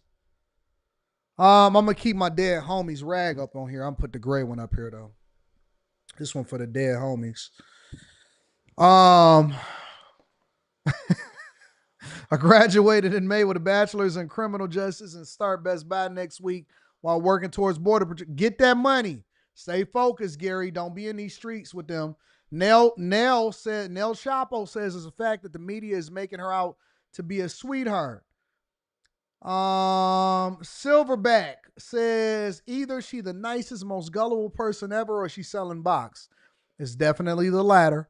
Dude has a nastiest supervillain scar on his face, so there's no way she's just hanging out with him for free. Rashawn Irving says, AD, did you hear about the woman that lost her life yesterday after dropping off her son due to an altercation with the baby daddy father and the other baby mama? Is that the one that was in Chicago? I think I just covered it. Izzy says, gangbangers have very low vocab and are cowards. Toon says, is you Tyrese Gibson or Michael Jordan? Like, what was said last night? YN uniform, says Shadow Dragon TV. What up, Tip? Tip says, impression on point. Sadly, AD, their tough talk is exaggerated when they engage in sporadic crime. Their actions lack consistency, marked by lethargy and indecision, far from the image that they show. You know what's so funny about that, Tiff? Some of y'all didn't notice. Their whole neighborhood was being redone and they was getting kicked out of their neighborhoods. Did y'all see them new homes that was being built? They was being kicked out of their neighborhoods, Tiff. Facts. Society has normalized deviant behavior, says turbulent inflation. Nickelodeon gang all day, says missed a lot. I hear you. Pat's Nation says not Anton being a YN. April, what up, April? April, did I look sexy in my YN uniform? Anton, you need to stop, pray, and focus. Hey, man, who one says I'm not hanging with nobody from Shy except me. Tone says Tyler Oliveria just released a video on Detroit. Yep, I seen it. I seen it dropped. I didn't actually see the video itself. Aggravated. Make sure y'all hit a like for the algorithm, subscribe to the channel, and turn on your notifications. Where we at? What we talking about now? Let's see what we talking about. I don't want to do that story. I'm gonna save that story for tomorrow. Let's go over to international, right? We want to talk about LA. Let's go over to LA. To Live and Die. Actually, that pulled up on my, I was shuffling songs yesterday. To Live and Die in L.A. I was shuffling through my songs yesterday, and Pac came on. And I said, dang, that's messed up. Pac is gone, y'all. What a day. What a day. Gotta go through another ad. Don't worry about it, y'all. We gonna get there. Okay, hear me out. Bro. This is literally the only thing I want to wear this summer. Built-in shorts with pockets, like my phone goes. Welcome back, 9:28. Just into the newsroom, the U.S. Supreme Court lifted restrictions on immigration stops in Los Angeles. Patrols across the city were detaining people if agents suspected those people were undocumented. But back in July, a federal judge ruled those patrols violated the Constitution and could lead to racial profiling. She argued agents detain people because of their race, the language they spoke, or where they work. The Department of Justice told the Supreme Court that this ruling prevents them from adequately doing their job. By blocking the federal judge's decision, the Supreme Court will allow immigration stops without reasonable suspicion to continue. Well, Chicago and a number of other large cities are preparing for a federal infusion to crack down on crime. We're going to get over there into Chicago next. We're going to talk about that next. All right. I just want to make sure that we put things in perspective. And so what has basically happened is when Trump, let's get our history together first. So first, Trump contacted all of these different sanctuary cities and he said, listen, guys, I want to work with you. I want to make sure that I help you guys. I want to stop crime and I want to remove illegal migrants, especially ones that are committing the crimes and getting arrested. That was the very beginning of this whole thing. If migrants, the illegal ones, have anybody to blame over why they are now being targeted and why they are being deported at such a huge level, you have nowhere else to look but your own legislators, because they could have just played it cool. Hey, listen. Hey, you committed crime. You went over there and you mess with the girls. You traffic. You did drugs. And you are a Ukrainian mob boss. You got to go from the United States of America. They could have played nice and they could have saved a bunch of migrants a harsh time, the illegal ones that crossed over, by working with the Trump administration and saying, hey, listen, we gonna give y'all the illegals, the ones that are committing crimes. We vow to work with you. That way we can continue to get our federal dollars. And it looks like we're going to keep our community safe and all of that, right? But they didn't want to play the game. They called Trump's bluff, as though they ever wanted to do that. They called his bluff. And so Trump was trying to get Tom Homan to work with the cities, Chicago, Los Angeles, all of these places. They called his bluff. I know I went from Spanish to Russian. I'm sorry. They called his bluff. So Trump said, all right, well, then we're going to come in here with size 12 shoes and everybody got to go. Anybody, you working at Home Depot, got to go. Driving down the street, got to go. Working at the farms, got to go. Anybody that is illegally over here, you got to go. Protesters, got to go. Now everybody got to go, right? And that's, y'all did it to yourselves. You did it to yourselves, and now you're doing it. So what they did was they decided that they wanted to sue the Trump administration and try to block him from profiling people, as though you can really enforce that. But, you know, Trump played the game. A lower court judge that they knew was going to pass this, passed it. And then, as usual, Trump was like, okay, cool. We're just going to escalate it up. And then when they escalated it up on appeal, the judge said, yep, if you're working at Home Depot and you don't speak English and you clearly are here illegally, they can go ahead and arrest you. They can stop and frisk. They can ask for your papers. And if you don't got what you're supposed to have, if they find out that you're here illegally, you're going back to where you came from. And so now Democrats are mad because the Trump administration has been winning en masse. En masse. Every single thing that they wasted taxpayer money on, the only people that were winning on the Democrat side were the lawyers, the ones that represented them. En masse, the Trump administration has been winning And they have not had any problems whatsoever with making sure that they get these things passed.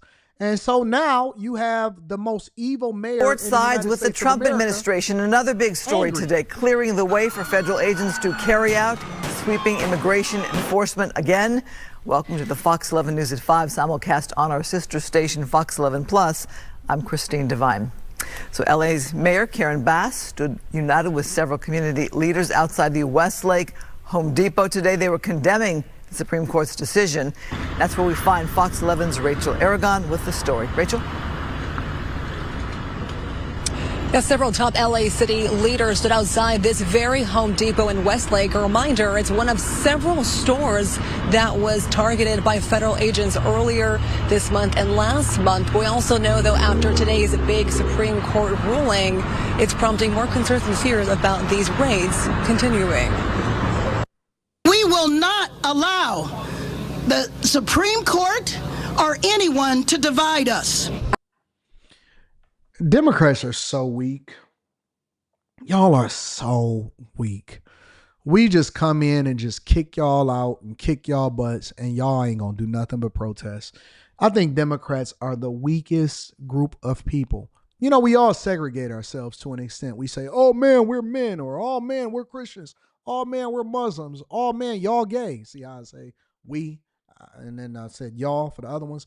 Oh man, we the black people. Oh man, we the Crips, we the Bloods, we the this, we the that, we this, and that, so on and so forth. Y'all join Greek organizations that wasn't ever for y'all. Y'all do all of this stuff, right? So we all segregate ourselves. But when y'all segregated yourselves into being liberals and Democrats, y'all are just really a bunch of fairies. All of the women got short hair. And when I say short hair, I'm not talking about like the one like Toni Braxton used to have when she was coming up, the pixie cuts and all of that. Nah, y'all got them harsh afros, the microphones on top of your head. Look just like this. Look just like this.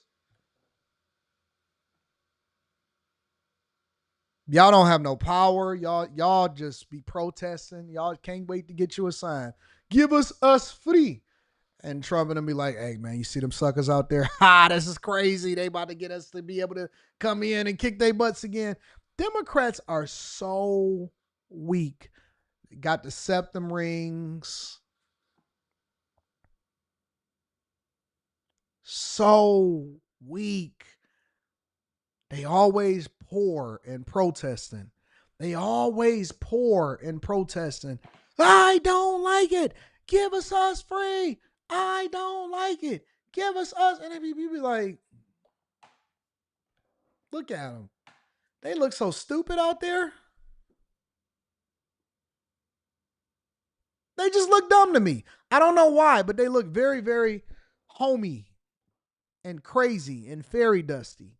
Outrage and a promise to fight back. The message from LA Mayor Karen Bass after the country's highest court's decision allowing federal agents to continue sweeping immigration operations in Los Angeles using race or language as a basis to stop people. Law enforcement cannot racially profile and discriminate against Latinos, against Angelenos based on their race. From Home Depots to car washes. Over the last 3 months, the federal immigration raids in the LA area have made some fearful to continue or find work. Approximately 247 car wash workers have disappeared from our communities. Not my car wash is messed up. No, what am I going to do? Not me not being able to get a car wash. What am I going to do? Oh my God.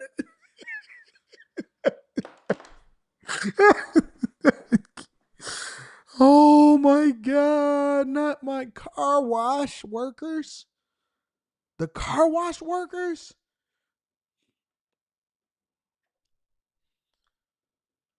You know why they can't get no traction? I'm going to tell you why they can't get no traction. I'm going to keep it 100% on why they can't get no motion with this issue.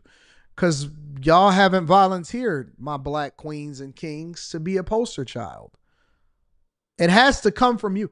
Look, if you want any motion with any movement, you have to get a black person to be the face of it. It can't be a white man. It can't be a white woman.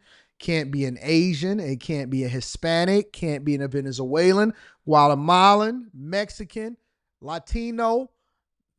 Nobody. It has to be somebody that has dark skin. That's how they got the feminist movement popping. Who's gonna be tribute? Who's gonna be the one to volunteer? It's gotta be one of y'all. One of y'all gonna have to sacrifice yourself, and then we gonna get some motion, and we gonna get some movement in this thing. Every time that they able to get something popping, they want to demonize the president. They want to try to get a movement going, raise some money so that it can disappear and somebody can steal it. It's got to be a black person. You are the poster child. That's how they finesse black women. I'm strong and independent. Next thing you know, all of the women today are saying, they tricked us. They lied to us and told us to be aggressive and to be like men and that we needed to be equal. I don't want to be equal no more. I want to go home and I just want to cook and clean. I want to be relaxing. Now all of the women is coming back after y'all stood there for 30, 40, 50 years and saying, we want justice. We want free. We want you to acknowledge me. And you stood there shoulder to shoulder with your white women compatriots and you held it down with them, and they got to classify themselves as a minority also, and they was like, yes, got him again. Got him again. Hey, convinced you to go ahead and turn against your household, break up your household, marry the federal government, get on food stamps, and then you got a generational curse on your back. You got a food stamp demon on your back. You got the snap demon on your back. I don't even like downloading the Snap app. It just sounds too poor to me. You got a Section 8 demon on your back. Now you can't identify who you in a relationship with. Keep on acting like your baby daddy ain't in your life because it's going to mess up my Section 8. It's going to mess up my food stamps. I can't work because if I work, it's going to take away from my benefits. And I need my EBT card. I need my EBT card. Blame your ancestors for it. They the ones that gave you this EBT card now. That was your reparations. Go ahead and stay in this roach-infested place so that you can try to make it seem like you really doing something and I'm paying your $33 in rent. I needs my food stamps card, and so I'm just not going to tell you. I don't know who my baby daddy is, but if you see him, please let me know because I need to tell him who my son is. You got a SNAP demon on your back, SNAP benefit demon. Food stamps. I just need my food stamps.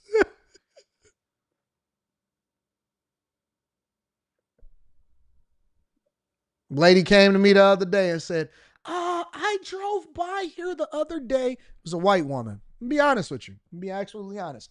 This is 100% truth on everything, on my father's grave. White woman came up to me, big back. Other day, I was going through. She seen the big Navigator. Whoop, whoop, whoop, whoop, whoop. Pulled up at the Navigator at the property that I'm building. She says, hi, she knocked on the door. Hi, are you the owner? I said, no, I'm not the owner. I never say I'm an owner because I don't want them to act like that they know me. No, I'm not the owner. Somebody else is the owner. Okay, because I drove by here the other day. I just so happened to catch you. So what's going on, ma'am? What's happening? Like my fellow big back white women, love talking to you guys. You guys are always super nice and you always want to introduce me to your daughter's black boyfriend.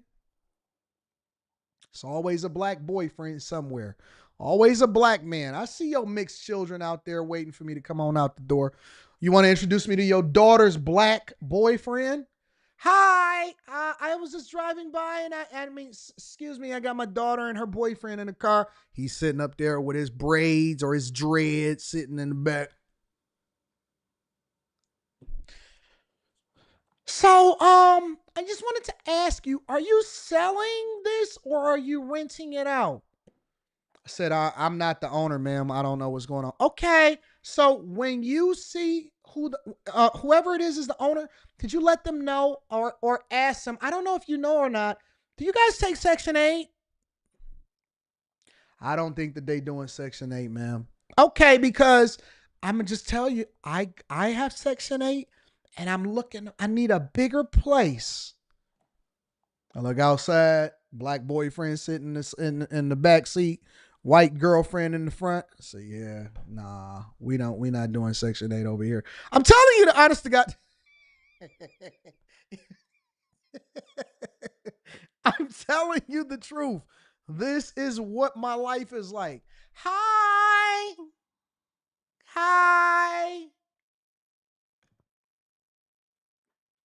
What's your name, ma'am? Susie. I should have told her, get off my lawn. We not doing no Section 8 over here. Who that black man in that car with y'all? Do I need to call the police? Who's that black man in the car with you over there?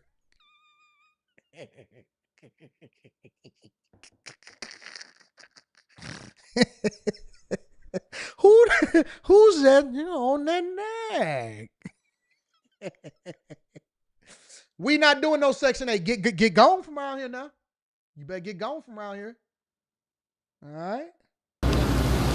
This is just unacceptable. It's a daily fear in our community. People aren't going to church. That's how I get all of my information that I give y'all on the Millionaire More Show. I be out in the streets and I be seeing stuff and I be like, I use my photographic memory, store it in my files, and then if just for situations like this, now we can start having a conversation about what's happening in the community. Aren't going to work in many cases. Ron Gochez, a community organizer and teacher in South Los Angeles, says after Monday's ruling, he plans to continue conducting community patrols. What we try to do is we try to locate ICE activity before they strike so that we can warn our community so they have a chance to defend themselves. In a social media post, the Department of Homeland Security calling the Supreme Court's decision a victory, adding DHS will continue to arrest and remove the criminal illegal aliens that the mayor of LA is protecting. Serious, bro? But top city leaders say they're not backing down despite Monday's decision. From the beginning, we have known that Los Angeles has been used as a test case for total dominance. Y'all crazy in the chat. I'm not listening. I'm not listening to the chat. The chat is demonic. I'm not doing it. And unchecked power by the federal government. And earlier today, Mayor Bass also adding, she says she has taken several steps in response to all this. As one example, she said she filed a Freedom of Information request to get gone from around here now. I know he got warrants. That's what I was thinking to myself. That boy got a warrant. That's why he not driving. Keep on coming over there, getting a mama car, busting down the white girls. Boy, and let me tell you something. I know y'all not familiar with this, but I'm gonna educate you today. I'm gonna put you up on game. There has never been a more territorial environment than a black kid, a black boy going into a white school. It's like candy. Just like candy. I can see when you walk. Girl, it's just like candy. A black boy going into a white school, boy, the white boys be like, ha! It's probably what happened to Carmelo Anthony and Austin Metcalf. It's like candy, boy. It's like pickings. It's easy pickings over there. The more you tell a white girl, a young white girl, not to mess with a black guy, the more that they gonna go. Y'all breathe. It's like candy. And if he see another black guy come in, that's where the territorial wars come in. It's like candy, boy. Going into a white school. Thank you, Jesus. Thank you, God. Thank you, Jesus. Thank you, Lord. Anyways, let's move on. Oh, let me acknowledge some people. Cash App, Super Chats. See what y'all got going on in these streets. Y'all know after hours tonight. Make sure y'all tune in to after hours Go find something safe to do, boy. Like Drewski said.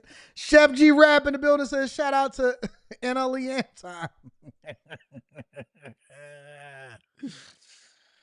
Oh my God. Don't y'all love this show? Have y'all not subscribed? If you're not subscribed already, have you not sent this to your family and friends? We got the best show in the morning, bar none. I don't care what nobody say. There is no show, no morning show, no show. It ain't no show on the internet that is good as we do. Y'all subscribe to people because they famous. Y'all not subscribe to them. I'm going to tell them the truth, Marlo Reed. Y'all subscribe to people because they famous. Y'all not subscribe to them because they actually good. Ain't none of these people actually good at what they do. I don't care who you name. Ain't nobody messing with me. Nobody, especially in the daytime or even at night. Y'all subscribe to these channels just because you used to subscribing because it was a bunch of other people that was watching. You ain't doing it because they good. They not messing with me. It ain't a podcast. It ain't a live stream. Ain't nobody on the internet. Not nobody. Not nothing. Nobody, no one. And I'm saying it with my chest, and I'm saying it definitively. They boring. They corny. They not funny to watch. You just waiting for something. Yeah, I be watching these people all the time. I'll be like, corny, stale, no fun. No improv, no pivoting, no real context. Y'all just be watching them because they big on Instagram. That's why y'all watch Michelle Obama, boring. Amanda Seals, boring. All of these people that be live streaming, people that be doing these duplicate panels. Boy, we was the originals, straight up, the original panel platform. I pioneered this, popularized it on YouTube. Boring, boring, boring, boring. All of these people is boring. And you know how you know they boring? Because after you watch me, you can tell the difference. It's a gap. It's a gap. It's a gap. It's me and then it's everybody else. I don't care how many live streamers they got watching. I don't care. Y'all watching them because they popular. You're not watching them because they good. And I'm going to catch every last one of them. I'm going to close the gap. Small steps. We're going to close the gap. And I'm going to show you the difference between people that's built for it and people that's just doing it because they popular and they got a name. It's gaps. Ain't nobody messing with what we got going on over here. It's just the truth. Shout out to Marlo Reed. You ain't no cop J Reed. Says, maybe I'm not informed. If you're not a citizen and breaking the law, how do you have rights? Maybe it's me. You don't. Nobody got rights. We need to get him up out of here. Shout out to Jason A-Team. Says, I've been keeping track on the septum ring theory all year, and I haven't met one so far this year that wasn't liberal, trans, or feminist. It's a red flag. Yeah, I've never seen a conservative woman that got a septum ring. I know I did. I know. See, they don't want to give me my flowers. They not going to want to give me my flowers unless I'm not here no more. Then they going to want to say, no, man, we was loving him. We rocked with him. It's going to be a bunch of live streamers if I'm not here no more. A bunch of live streamers that come online and say, man, you know, because we always been, it's my dog. We've been cool. We've been cool. It's always been me and him together. We rock with him. It's going to be a bunch of fake friends that come out of nowhere pretending like we was all cool together, like we used to do some. Yo, man, I remember when he first bust on the scene and he made a phone call to me and he tried to, he was telling me what he was going to do. He had the vision, bro. He had the vision, bro. I remember I did one coaching call with him and he was telling me this. He was telling me what he was going to do and he sure enough did it. Nah, nigga, I'm taking my flowers right now. Taking my flowers right now, not waiting for no volunteers to give me my flowers. They mines and I'm taking them. Even with my live stream messing up today. Another commercial, why don't we? Hi, I'm Andy.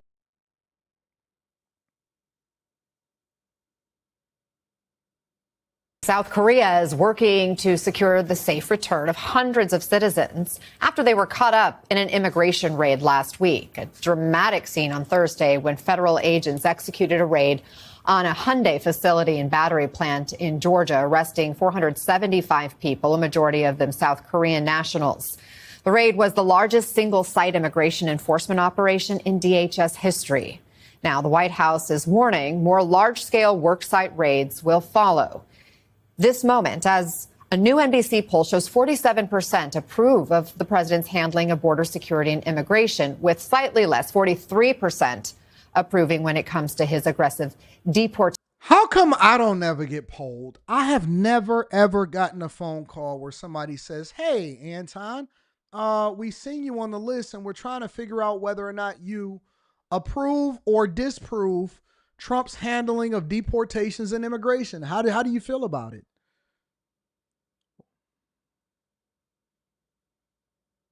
It said, AD, you should get a pie hole for these commercials. No, I have premium, so I don't get commercials, but I'm not signed into that. I don't feel like signing in because it's supposed to be working how it's supposed to be working, but for whatever reason, the software is not showing it the way that it needs to be shown. So we're just going to endure today. I'm not going to get any kind of blockers or anything like. We don't do that over here on the Millionaire Morning Show. We're just going to take our L's and we're just going to keep on rocking. How come nobody ever polls me? Program. NBC News legal affairs reporter Gary Grumbach is joining us now. Gary, what more do we know about who was detained and plans for deporting them? So this is a story with massive foreign relations implications and also massive economic implications. She kind of got that, what's that movie with Arnold Schwarzenegger? And it wasn't Total Recall. It was something else. I can't remember what it was. She got that long neck. I kind of like them like that. I like them older and a little seasoned. Not seasoned like Lisa Ray was dancing. Mika sent me a picture of Lisa Ray dancing the other day. I said, not that seasoned. I like them a little more seasoned. I like my news anchors. PJ, I'm sorry. I like my anchors with a little bit of salt and pepper on it. A little spice. Put a little lemon pepper on them. Put some Cajun on them. True Lies. That's what it is. She got a True Lies look going on. Shout out to the chat. The chat is... You my boy, Blue. The chat be popping. Listen, she got that... I like them like that. In they 40s, 50s. Trying to figure it out. You know what I'm saying? Got a man that they periodically see sometimes. They keeping a marriage on the rocks, staying married just for aesthetic purposes, not necessarily married on paper, not in real life type of women. That's that. Know what she want, ain't trying to play no games, willing to pay for her own martini, don't necessarily need it.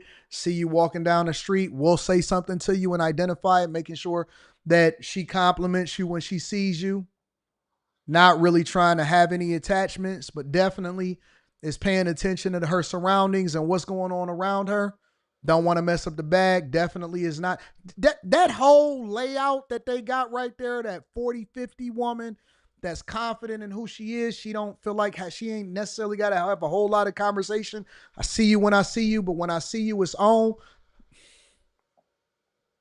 That's my type. That's my type. Confident in herself. That's my type.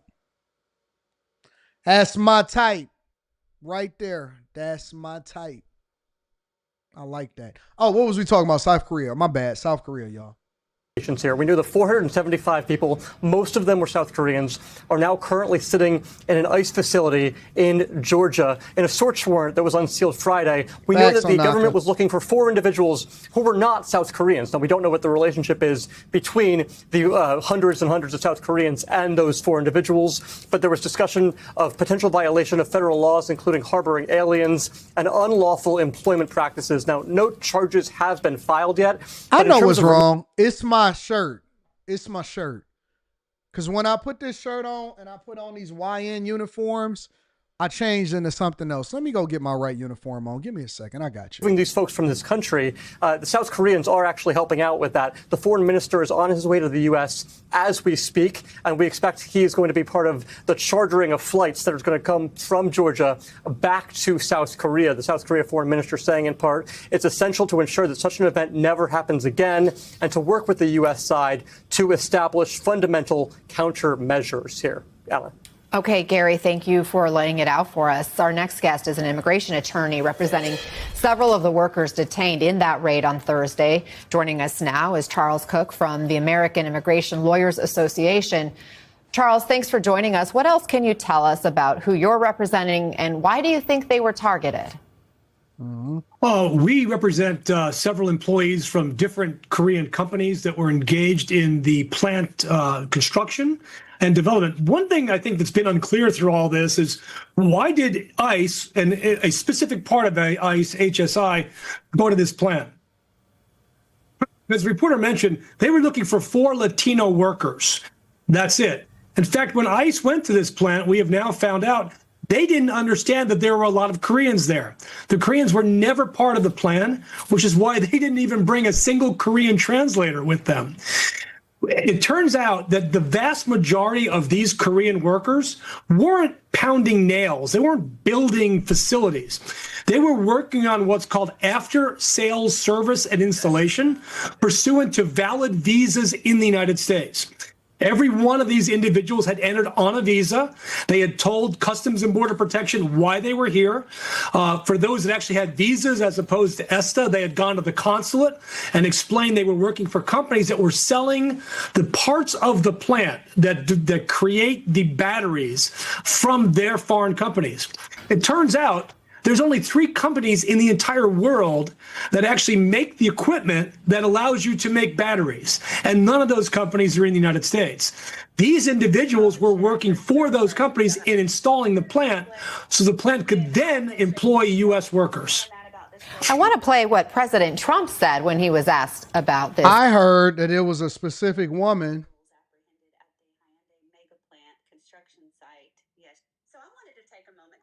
I heard it was a woman that actually called.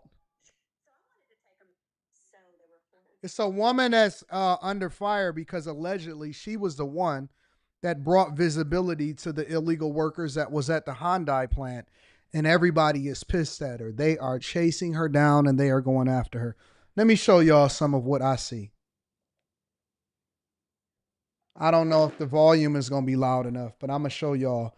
This is the woman that is allegedly under fire for calling and then bringing visibility to the Hyundai site. So there were 452 I can't even hear that well. apprehended at the Hyundai mega plant construction site yesterday near Savannah. And I was the one that reported the information that I had to ICE. But it goes beyond just someone working illegally. Let me explain to you. These people are working for slave wages. Some are not getting paid. Some are being trafficked. They send money home to their country. They give money to their handler. They have hardly anything left. They live in homes 5 families deep, have no quality of life. It's modern day slavery. So if you think that ICE is just going in and ripping people out of their jobs, these hardworking people that want a better life, well, guess what? Politicians have really screwed these people because when they came here, they thought they were, hey, the border's open, we're coming in, we're going to get the 5-star treatment. And I love how y'all say,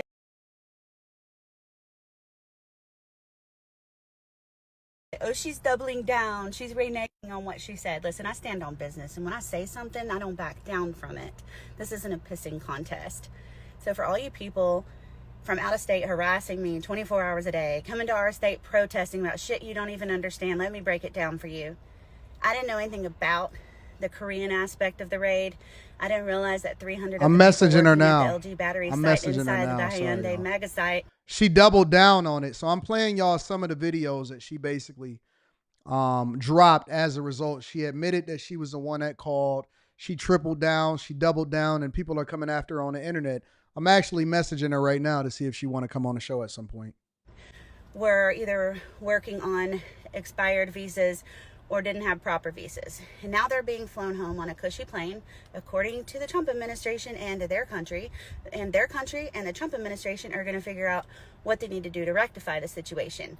Now, as far as the other 172 who some reported, including myself, they were being hired by American subcontractors after they pushed the unions out who were safe, who know how to do their jobs.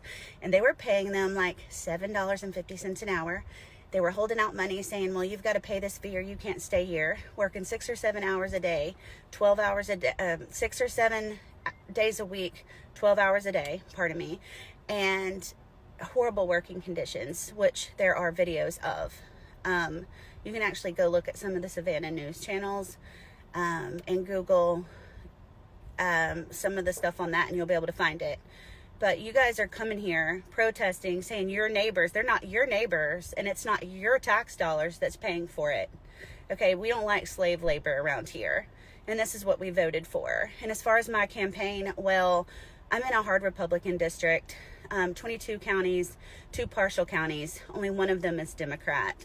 So you can stop with that buzz right now. We do the right thing. This is what we voted for. I stand by that, and I stand by we don't hire illegals and slave labor in this country. So the woman is not backing down from the people on the internet that's coming for her. And she's basically saying, listen, I'm doubling down. Don't care what you're talking about. We're not going to have illegals inside of this country. Other people are pissed, which kind of make it hypocritical to me, because they saying, well, what about the 5,000 jobs that Hyundai could possibly pull out of after you snitch because you pissed off South Korea? First of all, Hyundai ain't pulling out of nothing, because the United States of America is its most profitable market. And so you have to understand that this ain't got nothing to do with that. Number 2, they should not be having 400 plus illegal people here that is overstaying their visas in order to make money inside of the United States of America. I also looked at a video of a woman that said that she was hiding. She is actually one of the Koreans that were hiding. I'm going to cover all of this on the Anton Daniels channel on a separate video. But my point is that people now are trying to make it seem like, oh my God, I can't believe it. You messing up the money, the Trump administration, or you messing up the jobs in Georgia.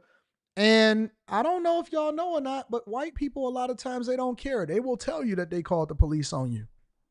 They not like us. And when I say not like us, I'm talking about black culture, because I absolutely believe that you should call the police if you see something that's not right, because you are a citizen. You're not a gangster. And so she was like, listen, I'm the whistleblower. I'll be a huckleberry. I'll be a huckleberry. I'm here. Now what?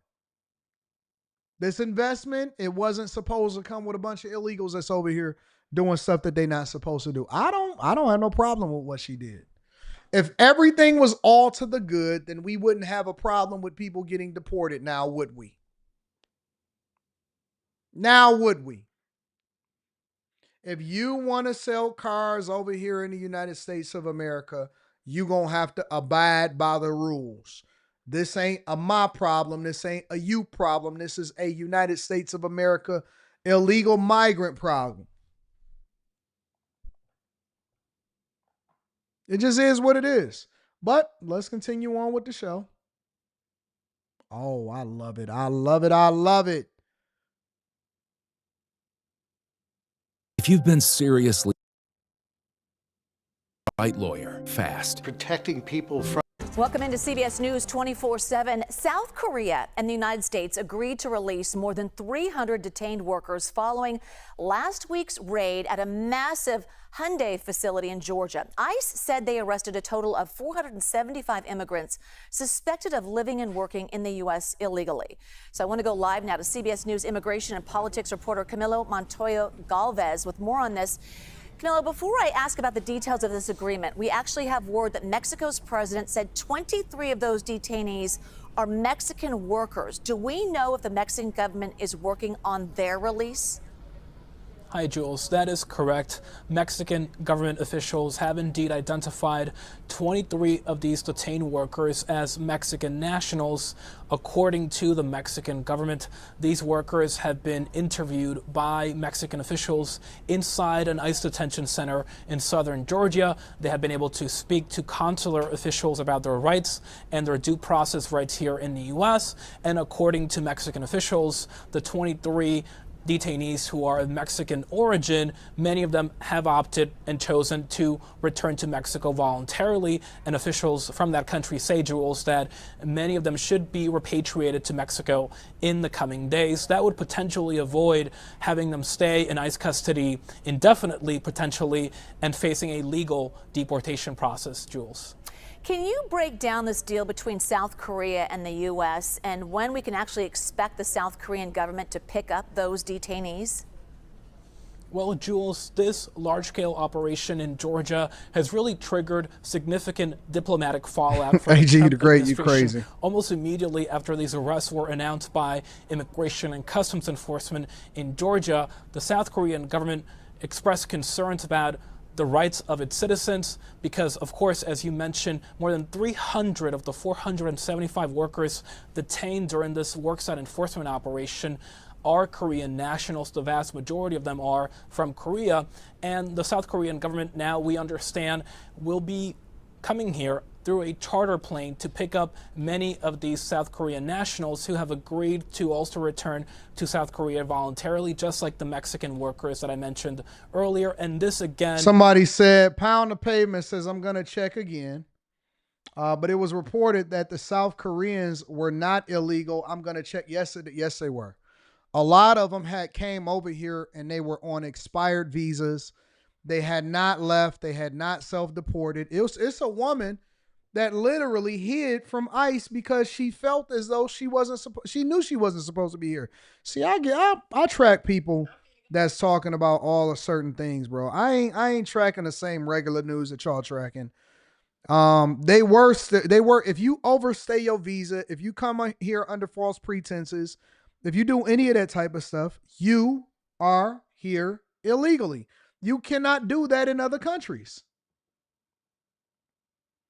You can't do that in other countries. You just can't, bro. And I know that people are okay and they fine because somebody else got away with it or whatever, so on and so forth. But you cannot do that in other countries.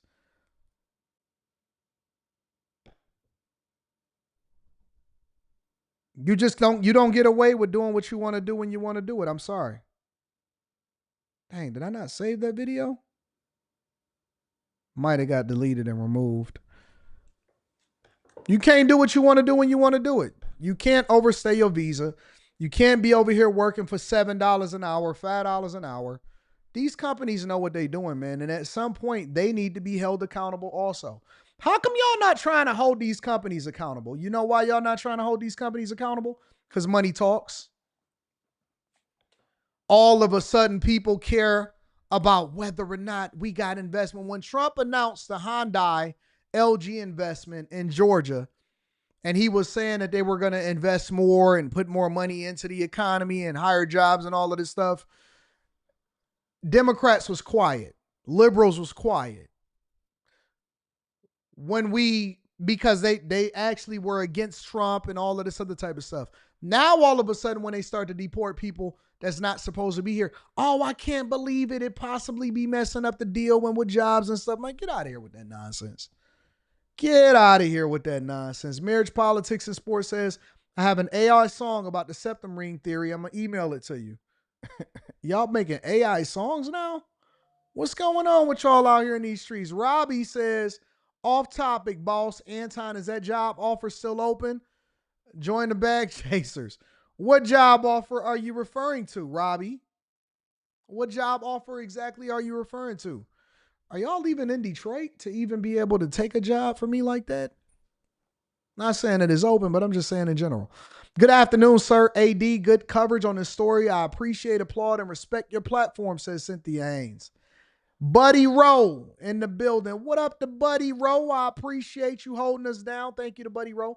And thank you to everybody that support the platform. Make sure y'all tap into the Patreon. Link is in the description. Teach Henley, 40% off your first order.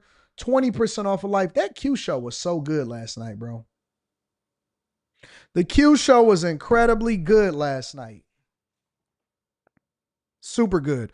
I want to talk about a couple other subjects. I want to pivot over to the money. You know, the last couple things that I talk about in a day, we got to talk about the money. And so the first thing that I want to talk about the money, well, let me start at the second thing. The second thing that I'm going to talk about is some former NFL players that apparently got a new podcast under the Shay Sharp label. And they are speaking about NFL paychecks and how NFL players go broke. So I'm gonna shelf that to the end. But the first thing that I want to talk about before that is I want to go over the revised job reports. Now, in the job reports, the last one that has recently came out, they were saying that it was so abysmal and black women are being laid off and only 22,000 jobs and nothing in the federal government and all of this other type of stuff. Well, a new jobs report was just released. And in the new jobs report, they are basically highlighting how over the last 12 months, so going all the way back to the Biden administration's job reports, were actually almost the worst jobs reports ever because they revised the jobs report down, and the United States of America actually lost 900,000 plus jobs. To be specific, they are saying that they lost about 911,000 jobs. Make sure y'all hit a like for the algorithm, subscribe to the channel, and turn on your notifications.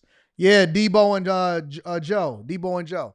So I'm going to show y'all a little bit of that. Some of y'all may not be familiar with that. I think that they actually got a good show. Government delivered a major update on the labor market. It shows jobs growth is weaker, much weaker than previously reported. There were actually 911,000 fewer jobs created in the 12-month period through March of this year. So that makes it the largest preliminary revision on record.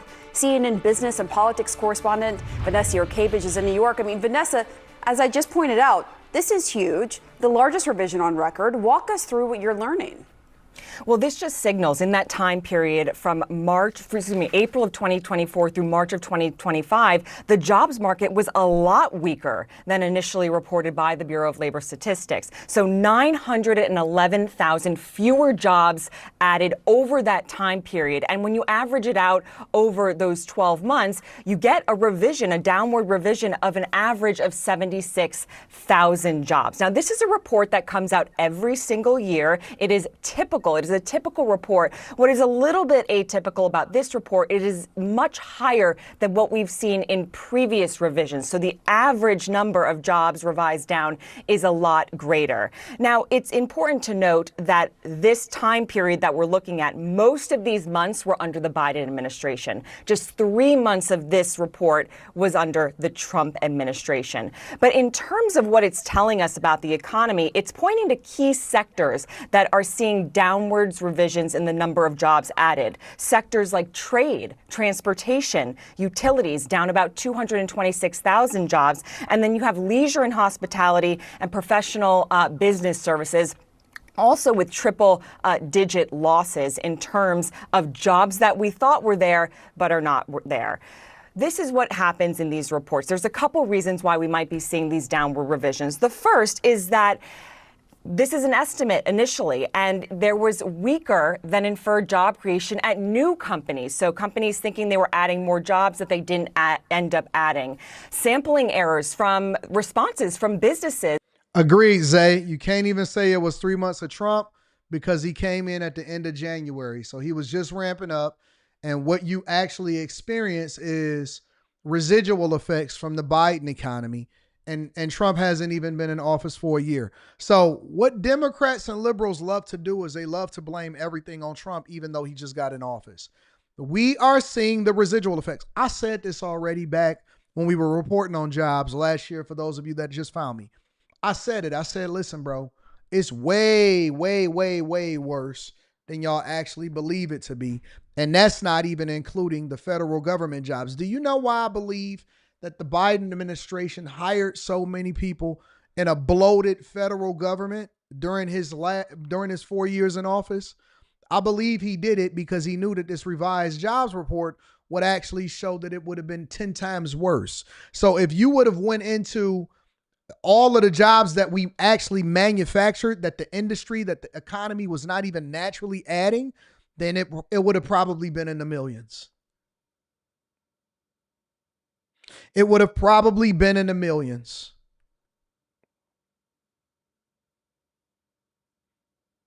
And what they did was they estimated the amount of jobs that could have possibly been added to the payrolls.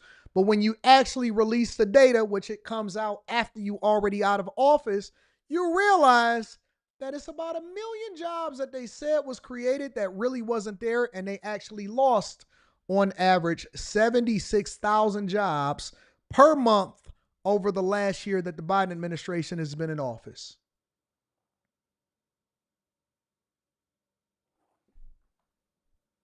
You get these initial responses from businesses, but then this larger one-year report looks at quarterly tax filings, which are a lot more specific. And also in this preliminary benchmark report, you're not going to see the accounting for undocumented immigrants because they are not included in those quarterly tax filings. So taking away from this, Pamela, a weaker year than what was previously reported. However, typical in terms of these reports that we get. Right. The concern from economists, Pamela, is that President Trump was really upset with revisions in the July jobs report. And what is the thought process here about these revisions and whether or not he believes or the administration believes that this is accurate? But significant downward revisions for that 12-month period, 911,000 jobs, fewer than we expected, a record, Pamela. A record. Let me say that again for the people in the back. A record. This is specifically under the Biden administration's watch. A record. Revision. Let's go to Steve Leisman, who's been looking into that. Steve, what do you see? I see the biggest revision we've had. I go back 25 years here. This may be the biggest revision ever, Sarah. Minus 911,000 payroll growth from April of 2024 through March of 2025 is 911,000 less than previously reported. What has happened now to the month over month, or the monthly growth rate, has gone from what we thought was 147,000 a month to now just 70,000 a month. So 1.7 million jobs is now 847,000 jobs created over that period. So over that time period, payrolls were quite a bit weaker. Remember, this is the period ending 5 months ago. This is the annual benchmark revisions that's done every year. This is a preliminary number. Over time, it tends to actually be revised a little bit higher. The revision to the revision ends up being a little bit higher. But right now, it's suggesting much weaker payroll growth. I will point out that this is definitely towards the high side of what I've seen from Wall Street analysts. And now you have to plug in you have to start thinking about, what does this say about today? In other words, this data is 5 months old. We won't know until the final revisions in February which month each of the weakness belongs to, but we do know a bit about which industries it belongs to. And we have a chart here, 880,000 from the private sector. The biggest revision came from trade, transportation, and utilities of 226,000, 126,000 off in retail. Leisure and hospitality down 176,000. Professional business services down 158,000. So widespread in the, I don't see it here. Not a lot in private education and health services, which was the big. Look at the revisions. Look at the revisions year over year. 2023, it was actually down 187,000 less. 2024 revised, and this was during the Biden administration, released during the Biden administration, revised down 600,000 jobs. 2025 fiscal year, which started in the beginning of last year, or the beginning in the spring of last year, or March, right? That is revised down 911,000 jobs. I agree with you. Everything during the Biden administration was a scam. Everything in the Biden administration is a scam. And that's why they were padding jobs in the federal government, in order to try to not make it as bad as it really was. crazy, bro. Crazy to think that they was doing this. You can see the recent revisions there. The second biggest revision that I have, Sarah, in my records is 2009 in the wake of the great financial crisis. And what had happened in that situation was some of the modeling was wrong. Some of the You said CNBC just said that it's 1.2 actually million fewer jobs. I haven't seen that, so I can't report on it. But I appreciate you, Chris Cunningham. that the businesses was wrong. This may be the case right now. We might have come into this year with much more weakness than we thought we had in the job market. It was okay. It seemed to be like the unemployment rate remained relatively stable. So whatever we were doing, this was worse than okay 2000. Wait. They said it's actually the biggest revision since before 2009. 2009 had a revision down 900,000 jobs.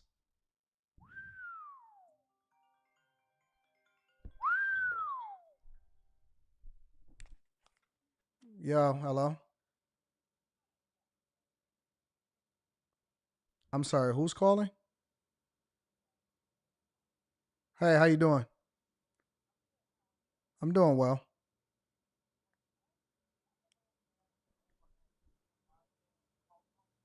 Okay.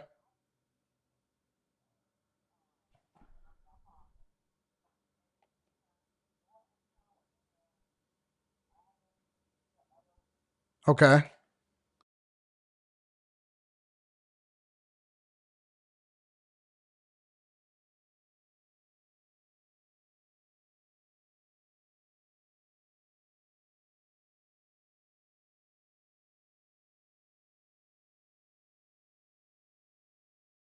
the unemployment rate, a separate survey, relatively low, but we were not creating as many jobs as we thought. And I know that some Fed officials, Chris Waller among them, think this is part of a broader story of weakness in the job market that should cause the Federal Reserve to cut. And we'll see what happens now to the, I don't know if we're able to get you right away an update on Fed funds futures, but certainly the market was primed for 325 basis point cuts this year. And we'll see if I could take a look right now to see if there's any more play on a 50. And there isn't, and there probably shouldn't be. I don't know that this will motivate Fed officials to do more, but it will motivate them to do something.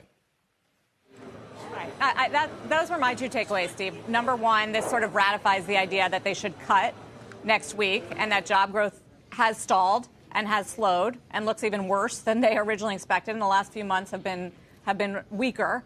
And then the second is my question about the process. So how were we almost 1 million jobs short in terms of, there have been questions lately about how this process, this data, the president raised it, he fired the BLS chief. Does this feed into those concerns about how the data was so off? I think it should, and I'll tell you why, Sarah, because when I look at the history of these as a percentage of payrolls, actually they do a pretty good job when you look at the revisions as a percent, 0.1, 0.2, it's averaged about 0.3. This is 0.6. This is double the average. So, and let me just see if I can find out the last couple of years. Yes, and it was 0.4 in 2024.